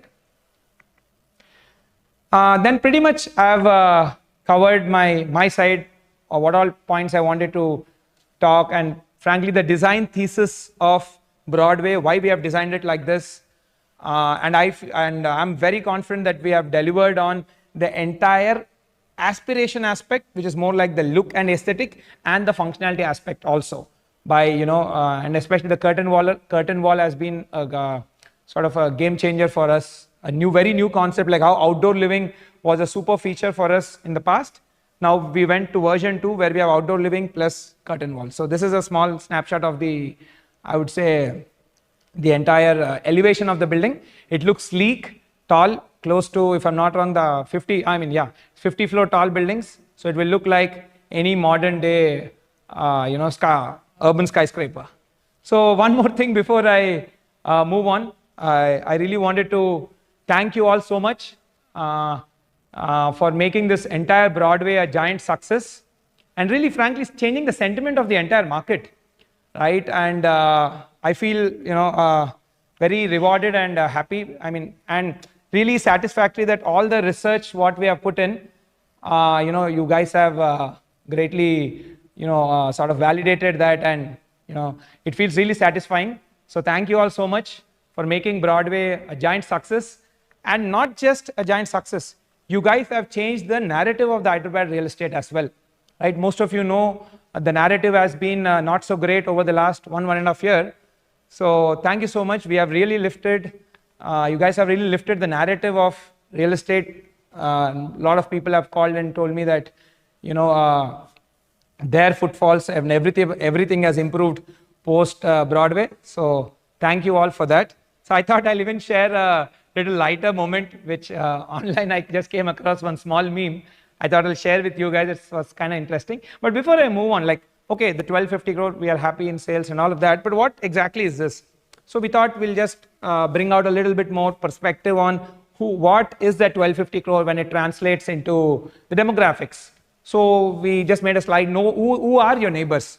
So if you look at the age distribution, this is what is age distribution. And if you look in the beginning, our research was mainly catered in the 30 to 45 segment, and most of our customers also happen to be in that age segment. So it's really satisfying to see that your research has come out right. Right, so that's the age distribution, and these are the list of companies from where most of the buyers are in the order. Amazon say we have the highest number of buyers, then Microsoft, Apple, Deloitte, Accenture, Google, and BofA, Bank of America. So to give you a perspective of who your neighbors are and how this community is going to be like, right? See, again, I think real estate is a very, very big, part of the economy. In fact, if you actually see, close to 70% of the household income in our country, and particularly in the Telugu states, lies in real estate. And real estate doesn't mean just a builder. In fact, builder is I would say a reasonably small percent, a small parameter in the entire big world of real estate. It's you, the customer, who is the biggest and the most important, part of real estate. So it's not just about Broadway, it's not just about sales and all. Okay, wo to chalta hai na, like it happens, it's okay. But I think what you all have done is really change the entire sentiment and spirit. Again, an industry which caters to so much amount of employment and contribution to GDP. In fact, the last quarter GDP numbers came out well because a huge performance improvement happened in the construction sector. We contributed 9.4% to the GDP growth last quarter. So thank you all, and welcome to ASBL family. Thank you so much. So that's it from my side. So before I move to the Q&A section, perfect. So here comes the questions, but yeah, let's get started. So first question we have from Mr. Ratnadeep Ghosh. What is the payment options and duration of payments? What is the price list? Sir, you can check out these things on the website. It's clearly, you can go to the price section. We have mentioned all the details, but any other specific inputs you need, you can reach out to our sales manager. They'll be able to explain it totally in detail. Thank you. Next, we have Miss Neha. Is there a temple provision in ASBL Loft? Yes, ma'am. We have a temple provision in ASBL Loft, but I'll talk about that detailedly in Loft project. In fact, we have a temple provision in Broadway also, but it's a provision. We'll see to it down the line what can be done. Next, we have a question from Mr. Arun. Any future projects? Sir, we are constantly evaluating options, right? So we are, seeing, again, we intend to do more in the financial district area, and even north part also we are looking at. So we are exploring. Once we get any good opportunity, we definitely want to explore. But again, anyways, we are we are asset focused company, so we focus more on housing projects. But nevertheless, we keep evaluating various opportunities, right? Next, Mr. Sai Kiran. People are saying that your Broadway apartment is having high density compared to other apartments nearby. How do you take this? See, frankly, that's a good question actually. I'm glad that you asked. See, density is a consequence of the infrastructure of the space and the land prices, right? So when the land prices have reached very high, now builder can't make their business profitable by building less number of units. Naturally, if you're building less number of units, what happens? Then we have to go and build larger sizes, right? And there is a huge supply of larger sizes any which way, right? So my logic is very, very simple. You look at all the major cities world over now, like in fact, when we did research, many people mentioned they love New York and Singapore. And what is the density of these spaces? Everything runs upwards of 10 FSI. Here what we have done is slightly less than that. So density is a sort of a but natural thing of urban life, great quality urban life. Now the question revolves, how do you plan well?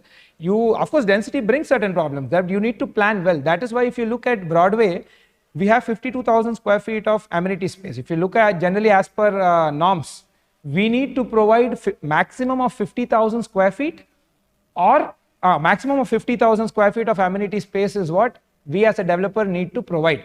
But if you look at it in Broadway, we are providing close to 107,000 square feet. So in terms of your saleable area, that is 5.1%. So higher density will involve have more amenity space, very simple. So that is how we see it. So density is inadvertently, any big downtowns are going to be highly dense because the land price is high, and it gives you the great convenience of quickly going to your office.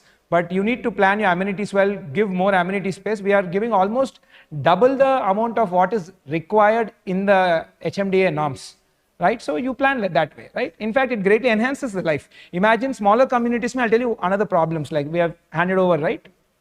In smaller communities, there's no crash. Why? Because the crash vendor is telling my business will not run profitable because there are only 300 or 400 customers. It's getting very difficult to get good supermarket vendors. Why? Again, they're telling only 300-400 ka market, I will not make profit.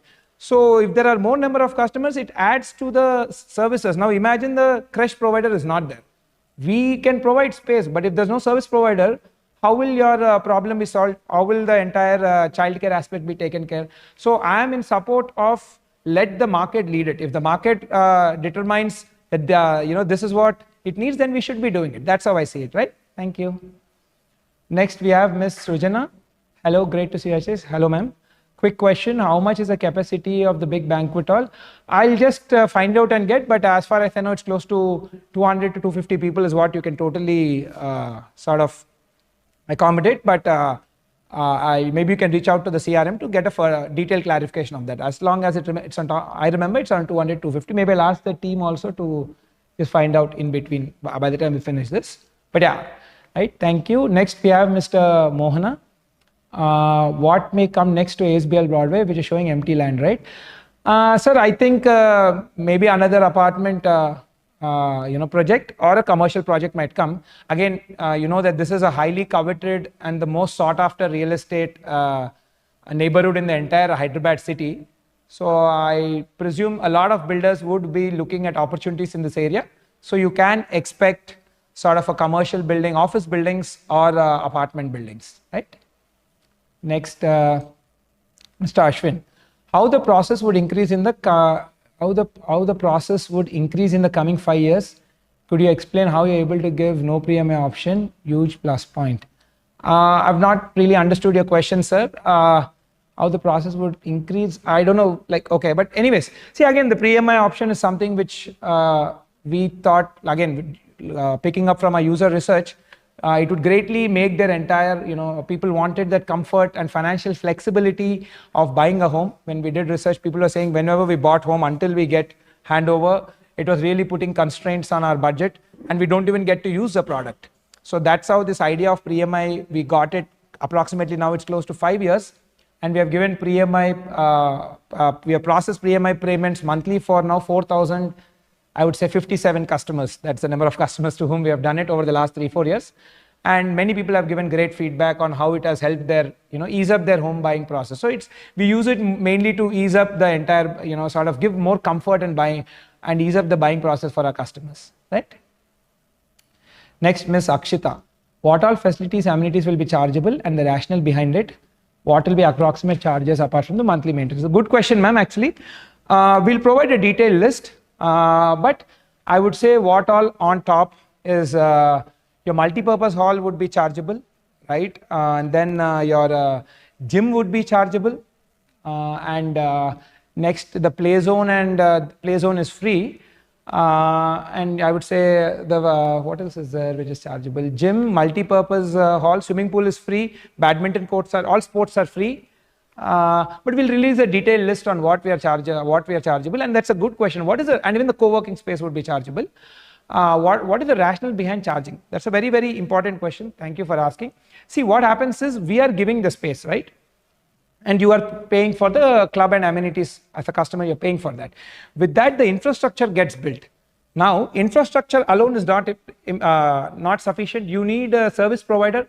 Who is service provider? Matlab the person who is housekeeping, right? And there's electricity charges which gets used there. Let's say now your co-working space has got all the printing. Now, frequently all the printing and stationery equipment needs to be, maintenance, upkeep and all happens. That is why we charge it. In whenever we have not charged, in some of the, actually in the beginning when we did not charge, later the community president came back and told that it hugely increased their, they were not getting sufficient money to run and upkeep these spaces. Thereby some of the spaces they couldn't upkeep and eventually it just disintegrated. So these charges again will not be some major amount, it will be minor. And it's mainly done to make sure the space survives. We as a builder are providing the space, but for the space to survive, it daily needs to be cleaned, machine oiling and all of that needs to happen. That is what this money goes towards, right? Thank you. And I'll ask the team to release a detailed list at a later point of time, right? As we know, it's a high rise, but how strong the glass window which can handle storm rails, which is rare though. Mr. Abhishek, yeah, I mean, this is all, so it is strong enough. Again, there are consultants who are designing this for, by keeping all the safety standpoint, and there are like NBC codes, what we call National Building Codes, which give guideline on how this should be. So you can be rest assured that they're strong enough for any of those things it can easily handle these sort of situations, right? Thank you. Next, Mr. Rohan, could you brief on how the cash flow would work and would be safe in a position, and would we be safe in a couple of years considering this market? Don't worry, sir. We as a brand, I keep in various podcasts also, we do a lot of financial closures. So we have good banking ties and good amount of our own money and equity to finance our projects. So you can be rest assured that from a cash flow standpoint, it's totally safe. Thank you. Next, any details on EV charges? Yeah, we are providing provision, right? We are providing provision for 5 car parks at each basement level. So you've got how many? You've got 4 basements. So at each basement level, we are providing space for 5 car parks to have EV thing. And the entire EV setup will be done by a third-party vendor. He will come and set up the equipment, and it will be like a pay and use sort of a facility, right? And it will be there at each basement level, right?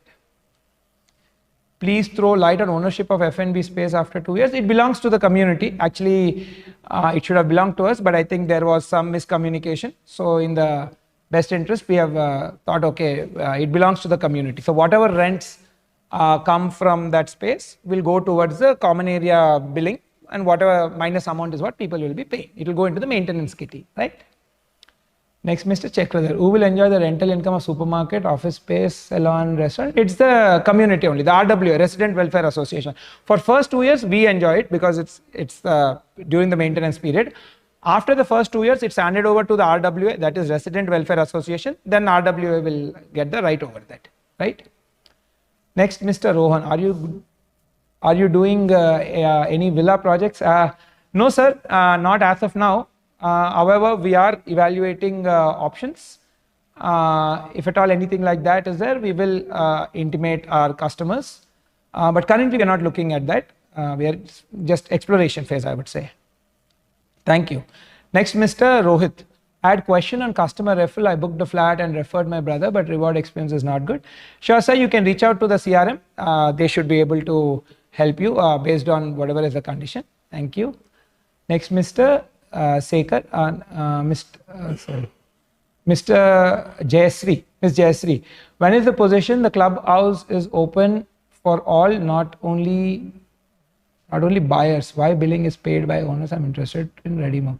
Sure, ma'am. There are a lot of ready to move in properties in the neighborhood. You can check out online and you can select the one whichever suits your need. Right? Possession, it's in December 29. Right? Thank you. Next, this also answered. Next, Mr. Mohana. Can you explain the logic behind parking space allotment? See, again, with parking, we have traffic consultants who frankly do the technical aspect of parking design, but it's designed in such a way that from where you park your car, it's closest to the corresponding lift bay. So again, we have to make sure that there's a priority order which they follow, and then iske hisab se parkings get designed. And frankly, it's not what do you say? It has never been of a major pain point for anybody. It has sort of been done with a particular logic in mind, right? What is the confidence level to finish? 100%. You can be rest assured, right? Next. Kiran, do you have any plans to launch venture in Tellapur and around areas? Not anything as of now, sir. However, we are continuing. We do look for, we do evaluate various things which come to us, but nothing currently active, I would say, right? Next, Mr. Jayesh, will we have to pay separately for using banquet space, creche and guest rooms? Yes, banquet space you will have to pay because there is a good amount of housekeeping and all of that involved post and pre the event. And there's some small breakage. If there's a major breakage, there'll be a penalty charge. But sometimes after 1-2 years, some small level of works keep happening. For that money goes. Creche, yes, you'll have to pay to the service provider. We are giving the space for the creche. We are not running the creche business. The creche business will be run by a creche company. Whatever they charge, you will have to pay. And guest rooms, yes, guest rooms are also chargeable. And this money after the first 2 years goes to the RWA. In fact, all these payments after the first 2 years go to the RWA. Right?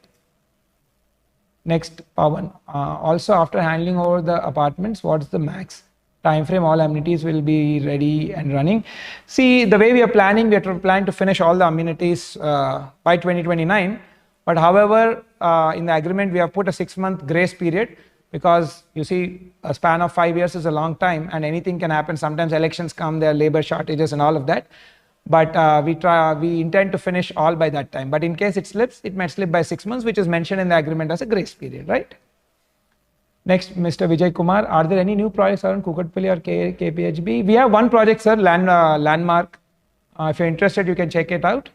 Yeah, that you can. Apart from that, we are not doing anything there in that micro market, but you can check out Landmark. It's right in that Kukatpally vicinity. Government power bill has different slabs according to the usage, how it is divided according to the flat. See, again, I've mentioned, right, whatever is a bill which comes, depending on whatever the community, if there's a 100 rupee bill, that logic of how it gets divided, I've mentioned. From your meter, you pay for your house, the rest will be divided across all flats. It's frankly a simple process and it's a well quantified process, so you would know it when it's happening, right? And everything is done through the app. Mr. Pradeep, how much appreciation can be expected by the time of... see, I don't like to get into speculative questions, sir. But however, one thing I can add, there's a lot of employment, which is IT sector employment, which is happening in this area because of all the leasing which is happening. And then there are a lot of F&B places which are come up. Frankly, F&B spaces usually premiumize the entire real estate. There are a lot of clubs and restaurants which have come up in this financial district and a lot more planned. So definitely it's going to appreciate a lot more. And with metro coming in, it will just going to do much better, right? However, I would recommend you do your thorough research so that you will feel confident with the purchase, right? Next, Mr. Sai, what will be rush hours waiting at lobbies for lifts? What will be the time to reach the 50th floor? This may be at a later date down the line, ROTCs I can cover, sir. Today it's frankly too preliminary, but yeah, later at maybe the next ROTC next year we can cover that once we are closer to the handovers, right? Next, is ASBL's construction quality on par with competitors?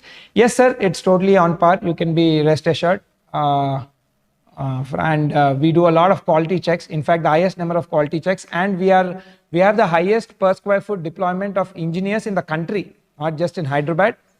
All our working cadre is minimum diploma or BTech civil, qualification. We don't have any non-technical people. Everybody, whoever is working on site, apart from the laborers, are all qualified professionals. Either they have a diploma or a BTech civil engineering degree. And all the quality team also has a BTech and civil engineering degree. So we have well qualified professionals. So you can be rest assured about the entire quality. And we have a lot of quality checks done through our own tech and app. So we thoroughly follow the entire process, right? Next, Mr. Kuldeep, what's the plan for Big Basket, Blinkit, F&B door deliveries? It's hard to come from higher floor to pick them from gate. Please. In fact, sir, most of these communities currently these quick commerce and e-commerce vendors are coming to the flat and delivering. They're not delivering near the security. They're coming to the flat and delivering the goods, right? So that shouldn't be a problem. And in the basement, we are even planning to give certain parking dedicated for the bikes of the quick commerce, the logistics people, so that they can easily park and do. But yeah, so that's not a, they will be delivering at your home, which is what they're doing all across the communities, right? Next, Mr. Rajesh. When will be the flat owner will be liable to pay utility? After registration or from the time of occupancy certificate? See, from the time you take possession, you will be paying, right? So naturally, you have taken possession and you are using the electricity for your interiors, you will have to pay that, right? It's power which you are using. So after taking the possession, you will be paying the electricity charges, right? Gaurav, Broadway looks and feels like a premium project, needed some clarity on flooring tiles and sizes. So the details of this is mentioned in the specifications section of the website, sir. Maybe the team can put the link, or you can simply type ASBL Broadway and go to the specification section. It's detailedly mentioned there and much more in greater depth, right? Thank you. Unfortunately, we all got to know that all your units were sold out and only available after 40th floor. Sir, yeah, I mean, we've got a great reception for the project, but yeah, unfortunately, that will, that what that means is the availability would be lower. Yeah, I presume most of those units are sold out. I'm again not at a unit level, it's not on top of my mind, but if that's what the sales team says, then I think the inventory wouldn't be available. Thank you. Next, Mr. Ram, why only BHFL accepts for pre-EMI scheme? I prefer whole. That's a good question. See, basically this entire pre-EMI scheme, it's designed in such a way, if you look, BHFL is our financial partner for the construction finance, right? When we did the financial loan closure, BHFL is the lender who helped us, the lender who's our partner in the construction finance. So it is the entire pre-EMI is structured with that entire financial package. So because we are able to do that, the costs are also reasonable for us to give this feature to the customers. So hence it's a feature which we and BHFL are together doing it. That's why it's only possible with BHFL, right? Next, being NRI, when I ask feedback about buying in Hyderabad, people only talk about major players. What would be your strategy to sue yourself to be on top? See, I can see this event itself is one of that. Our approach has been that we connect with customers and sort of put out our viewpoint and even learn from the feedback and even listen to their feedback. In fact, a lot of things have helped us. Like, in fact, the entire product design, as I've mentioned through most of my presentation, actually came by doing focus group research study on various of our customer cohorts, right? So we are a customer first brand, so we pick the user needs and sort of build product. Again, this does not mean that we will solve every customer's use case. It doesn't work that way, but we try to, we try to solve as many as whatever is possible within that constraint. So we're a very customer first brand, including this event where I'm directly getting connected to the customer. So that's our way forward, right? Next, Ajay, to what extent are the floor plans Vastu compliant? We are 100% Vastu compliant, sir. But however, with Vastu, one thing I'll say, there's a good amount of Vastu which is subjective, right? So which some particular person and their probably Purohit might see a certain way. So there might be different point of views, but from our angle, we are 100% Vastu compliant, right? Next, I see most NRIs are interested in this project. Is there any provision for rentals, or it has to be done at individual flat basis? See, currently we do not offer any rental management, but however, we are sort of working towards it. And given that the handover is almost 4.5 years away, once we build the service line, we would be reaching out to our customers in case they want to opt for. But currently we don't. We are planning to, pick use cases as we go forward. In case that happens, we will intimate you. Thank you. I'm an owner in ASBL Spire, and I'm just here to say that being owner, I believe I'm here to thank you for giving a really good and well-planned infrastructure. Thank you, sir. Thank you. Next, Sam. Any upcoming pre-launch projects for investors? No, sir. We don't have any upcoming pre-launch for investors, and frankly, we have moved away from that from the pre-launch model because laws also have become tightened, and frankly, our balance sheet is big enough that when we buy land, we have our own equity, and then we have financial institutions who partner along with us. So we have moved away from the pre-launch one-time payment sort of offers and schemes, right? Next, Mr. Rajesh, final product will be looks like exactly same as what you have shown.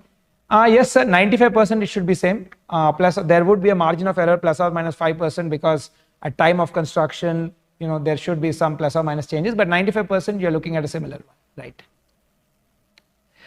Based on your analysis, how will the market around financial district look like in next 5 years? By the time Broadway is ready for handovers, will there be an oversupply of units? See, again, supply is something which we do not control, right? But what definitely we can control is the product experience. And my thinking is, if you give a great product to your customer, this will naturally be far higher valued than any of your competing products. One thing I can say from our brand perspective, for the next 5 years, we intend to be there in this area for, you know, at least not just 5, for the 10 years.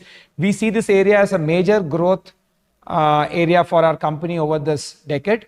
So I can definitely say that we are committing a lot more capital to this area. We are very bullish about it.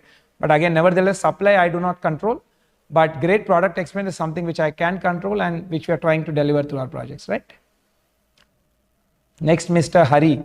Have you started a new trend in real estate by keeping things transparent? You're doing a lot of research, taking customer feedback and implementing them. Thank you and wish you a great. Thank you so much, sir. Thank you again. As you know, even as the competition increases, you got to innovate and, you know, come up with new ways. And frankly, I got to learn a lot by speaking to customers. Again, maybe everything I cannot do, but a good number of things we can, like co-working and all was not my idea. Something which I learned from my Spire and Spectra customers. So thank you so much. Yeah. And I also see the sector also over the next 20 years, not even the next 20 years, actually by 2032, just to share some statistic, currently we are 8.5% of the national GDP. The country's GDP is 4.5 trillion, 4.3-ish trillion dollars, and we are 8%. Over the next, one second, that's a fly, yeah. Over the next 7 years, we are going to double our GDP to $8 trillion, and the share of construction sector is going to 15%. So it means we are quadrupling our share in the GDP, right? So it means a lot is going to happen in the real estate sector, and we sort of want to be pioneers of the next 10-15 years of this sector. So we are just trying to come up with new approaches, and thank you for the feedback. Ms. Sivani, hello sir, I wanted to understand why ASBL would want terrace access to property indefinitely after handover as per the maintenance. Maybe I would recommend, I'm not really aware, ma'am, you can cross check. We don't want any access to terrace. The terrace also belongs to the community members only, and there are no amenities on this terrace. So hence it's locked for security purposes, and the maintenance staff and crew use it for all the whatever maintenance works. A lot of piping, and good part of the terrace, there is a mandatory solar panels what we have to put. So whatever is all the MEP or the piping and MEP stuff happens on the terrace. We do not have any ownership of that. The terrace is a lock and key thing which will be managed by the FM and the RWA, frankly. So we do not have ownership of the terrace, right? It belongs to the community. With just one entry point into the community, isn't it a concern for 885 residents? No, sir. Again, the traffic consultant has seen through the entire thing. And again, given whatever is the constraints, this is the best what has been suggested. And the traffic consultant designs various malls, IT buildings, a lot of things. They have great experience in this. In whatever is the constraints possible, this has been the best design what they have come up with, right? Next, Mr. Ashwin. When would we be able to finish 50th floor slab, as that's when the pre-MI stops, right? Previous question was about prices. Any research has been done on neighbors' prices 5 years down the lane? See, we do our internal research, and I do not want to, put out our data out because, it might be seen speculative. However, I would recommend you do the research independently. You can go to the RERA website where you have a lot of supply data, and You can scrape the internet, typically YouTube and general Google, which will give a lot of information on a lot of office leasing or those sort of things. You can build up your own equation. See the 50th floor slab, I'm not really on top of my mind, but I think we do provide in the booking application, right team, tentative dates. I think somewhere in the booking application process or the cost sheet we do provide tentative dates. I would recommend you look at, you check it out. But yeah, the EMI stops once the 50th floor slab is done, right? Thank you. Now anonymous, why there is no warranty on the building in case of something happens? See, I think the warranty and these sort of things, whatever are mandated by the law, those would be there. I'm not really particularly aware of the legality and whatever the nitty-gritty of it, but whatever the government law recommends, that would be covered, right? Next, Mr. Jayesh. Next question. What about fire safety, since this is one major risk fire rise?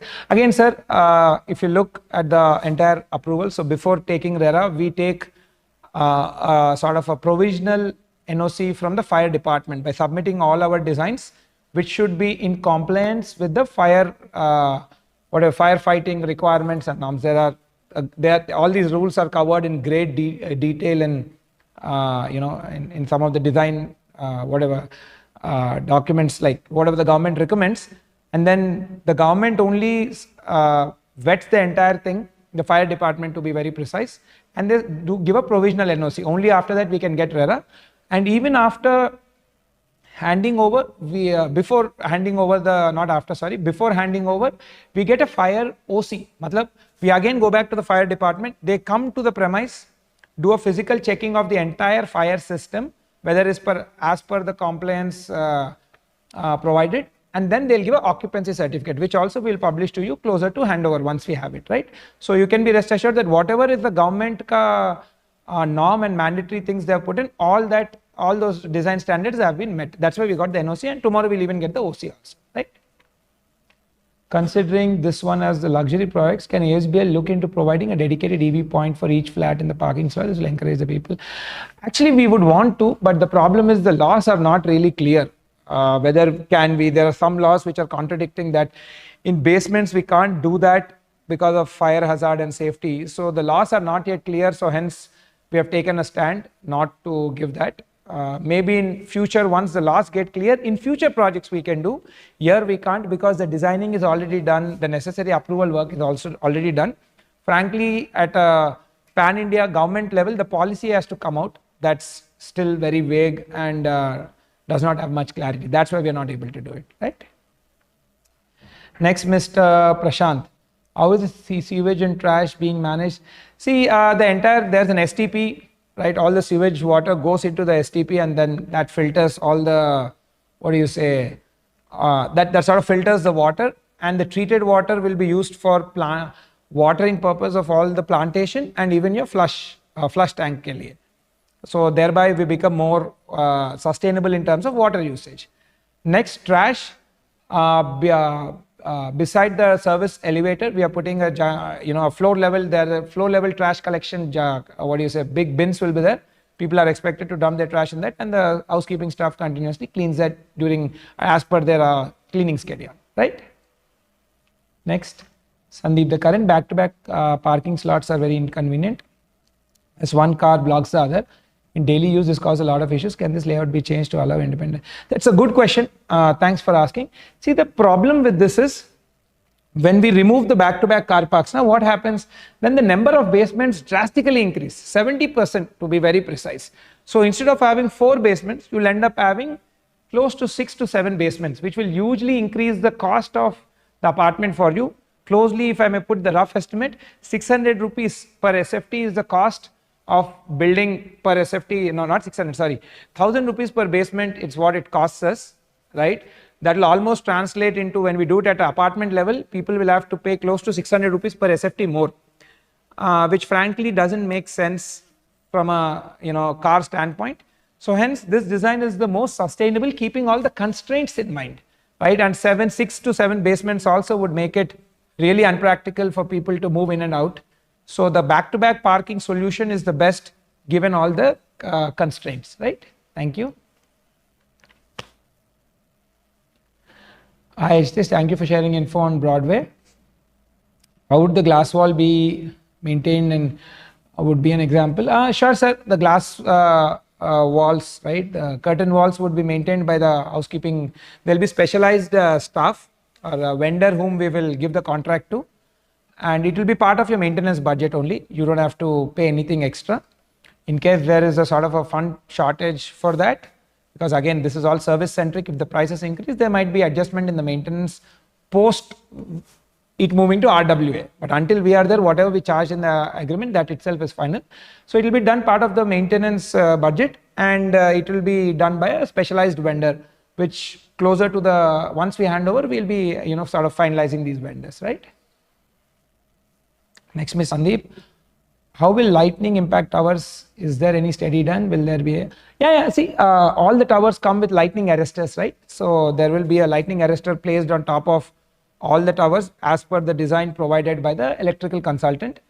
And for earthing ke liye, that whatever that, a copper strip or something, whatever that, I don't know the particular material, but right from the terrace, wherever it's placed, till earthing ke, until it meets the earth, that entire, whatever that wiring or that sort of work is done. It's all done as per the compliance with the electrical design, and it's this is taken care of, right?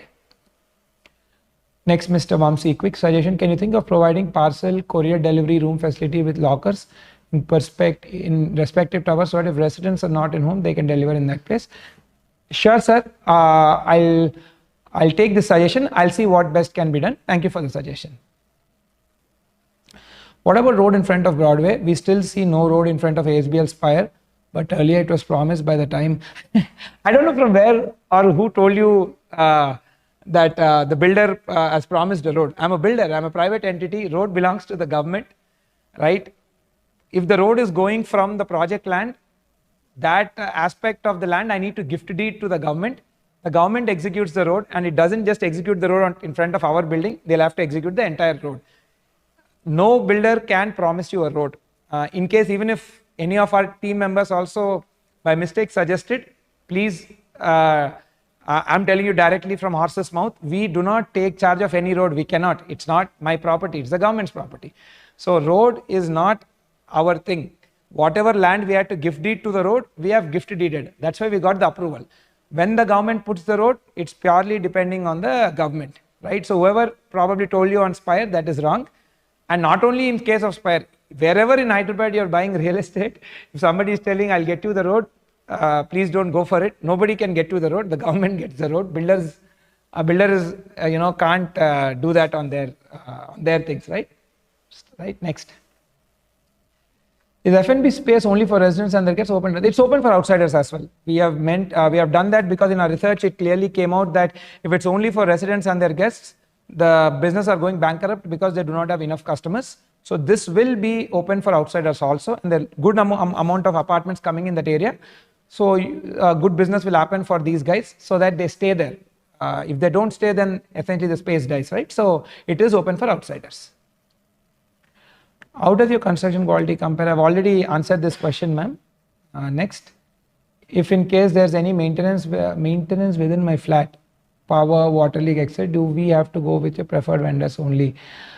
Maybe this we can get, I can answer it closer to the handover. Frankly, we are 4.5 years away. Maybe closer to that I can answer because the policy, I'm not really on top of my mind what it is today, right? Why not ASBL villas? I'm an NRI looking for a premium builder constructing a villa. I only see a couple of major players in the villa market. Sure, sir, we will look into it, but predominantly that's not a product category. But having said that, we are evaluating, a few options like that in very early stage. But if anything like that comes, we will reach out to you. Thank you. Next, can you please talk about glass specs, heat resistance, UV protection? So this maybe you can reach out to the CRM team for technical specifications. I'm not really aware of them, not on top of my mind. Maybe the engineering team can provide, right?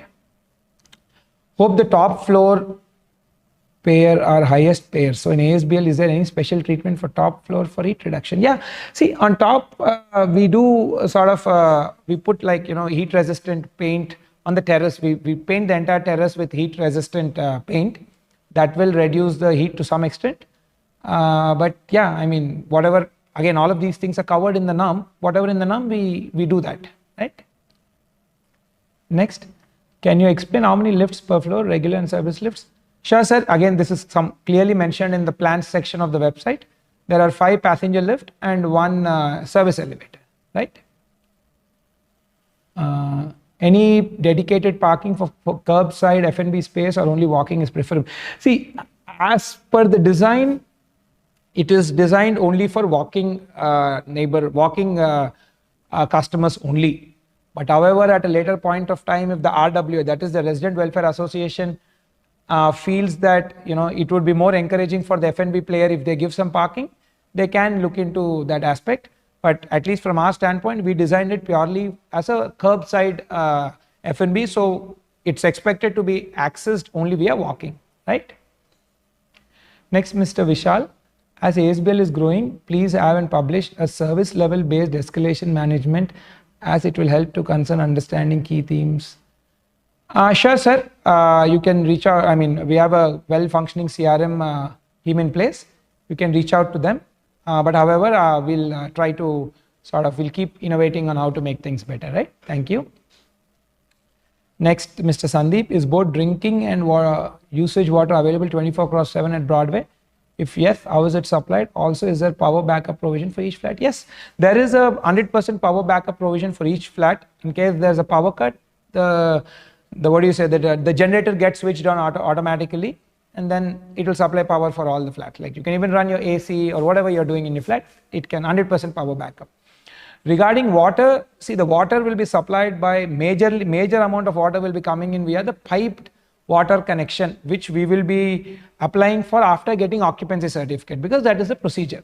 After we get OC, we have to apply to the Metro Water Board, and they will lay the pipeline. Majority of the water comes through the piping system, the piped water, and some amounts of it will come from the borewells as well. In case these two are not sufficient, then sometimes people buy from the water tankers. That's pretty much the usage spectrum, right? But majority is expected to come from the piped water connection. And this area, I believe, has a piped water connection, so that sort of takes care of most of the issues. Next, Anonymous, is it true that access to basement 3, I don't have to go through basement 1 and 2? No, you have to go through basement 1 and 2, right? I've shown up in the plan. There is a ramp, circular ramp. You just go in concept, like in the same circles until you reach basement 3. You can go there. I've shown it in the plan as well, right? What should a first-time real estate investor look for when making a purchase? ROI if someone looks for the rent. What kind of return on investment can one expect if investing?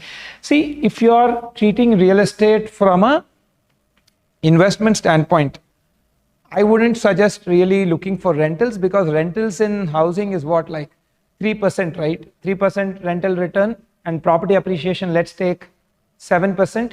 10% return, I would say if you're in like probably 30s, it's a low return. I wouldn't recommend you to invest in residential real estate for rents.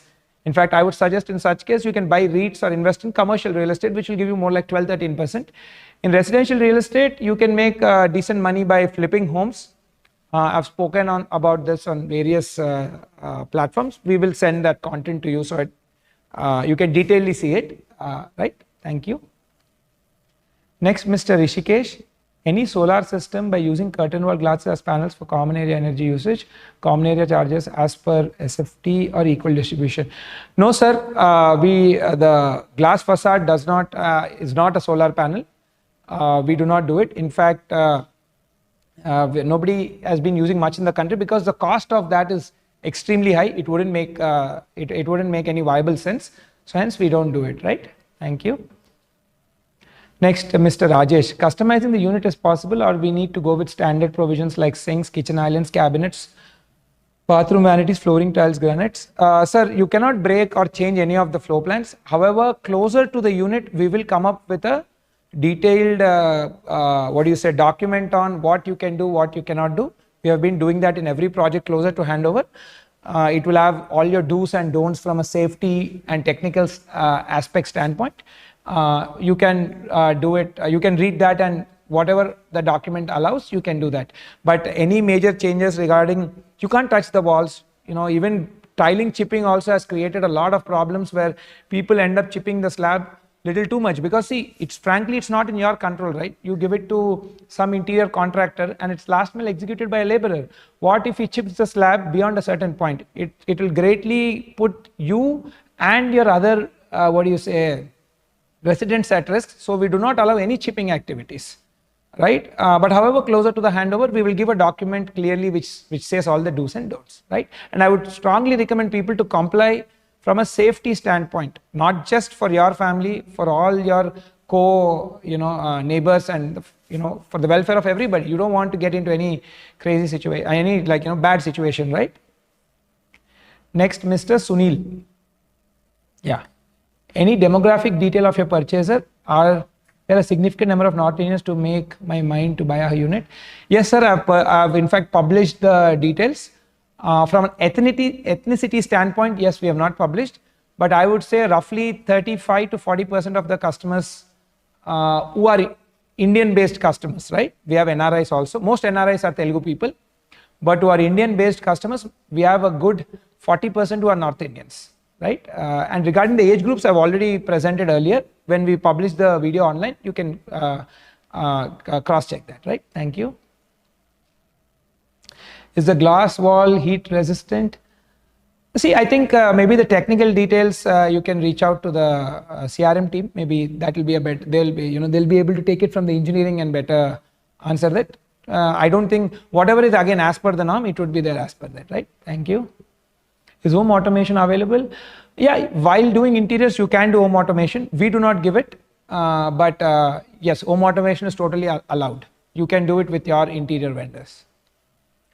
Can you please explain the VRF systems which are provided? See, again, with the VRFs also, we are giving the space for VRFs. Now, why are we doing this? Because again, as per the norms and all, in high-rise towers, you don't get sufficient cooling by the typical AC systems. That is why VRF systems are recommended. And again, they're energy, much more energy efficient and sustainable also. So we are simply giving the space provision for VRF. Whichever vendor, whichever brand you would like to go, you can go ahead during your interior timing, right? And your flat ka VRF space is clearly mentioned in the the tower plan and all. It will be mentioned. In case you want more clarity on which exactly is that space, you can reach out to the corresponding CRM or the sales team. Regarding the vendor, you can select any vendor of your choice and your brand, right? Next. You have glass walls in a kid's bedroom. How safe is it? It's totally safe, sir. Again, it is kept, it's designed as per the safety standards mentioned in the national building codes.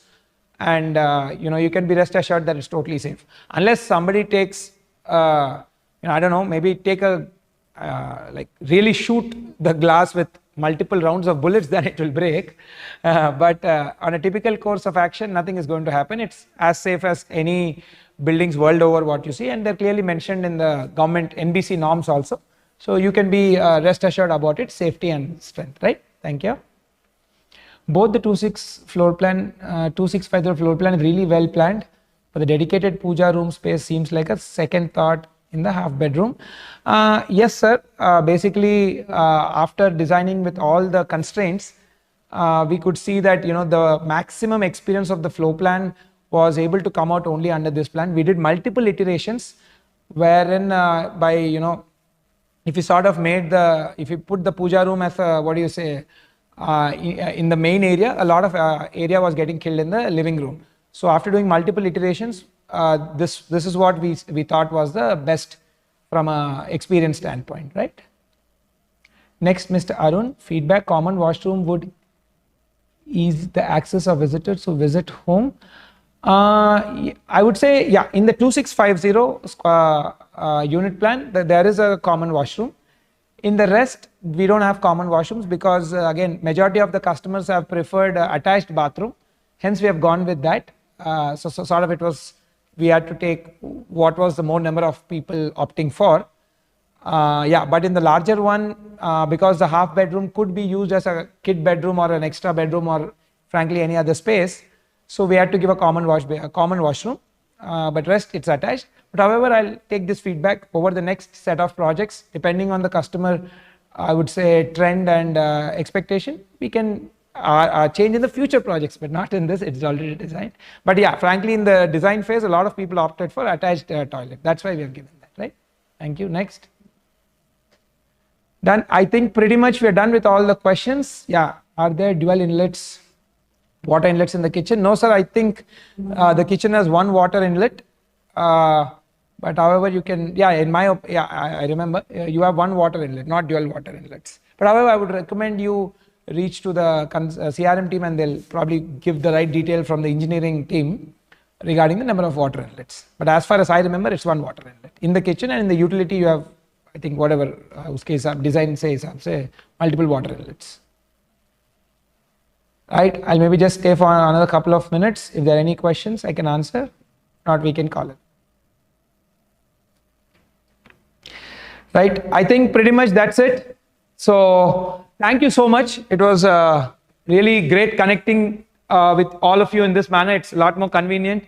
I understand a lot of you have attended this from different parts of the world, and so I've shared our side of the story of why we have designed Broadway this way and what are the lifestyle requirements we have taken. I really enjoyed connecting to you. Thank you so much, and namaste, and welcome to ASBL family. Thank you.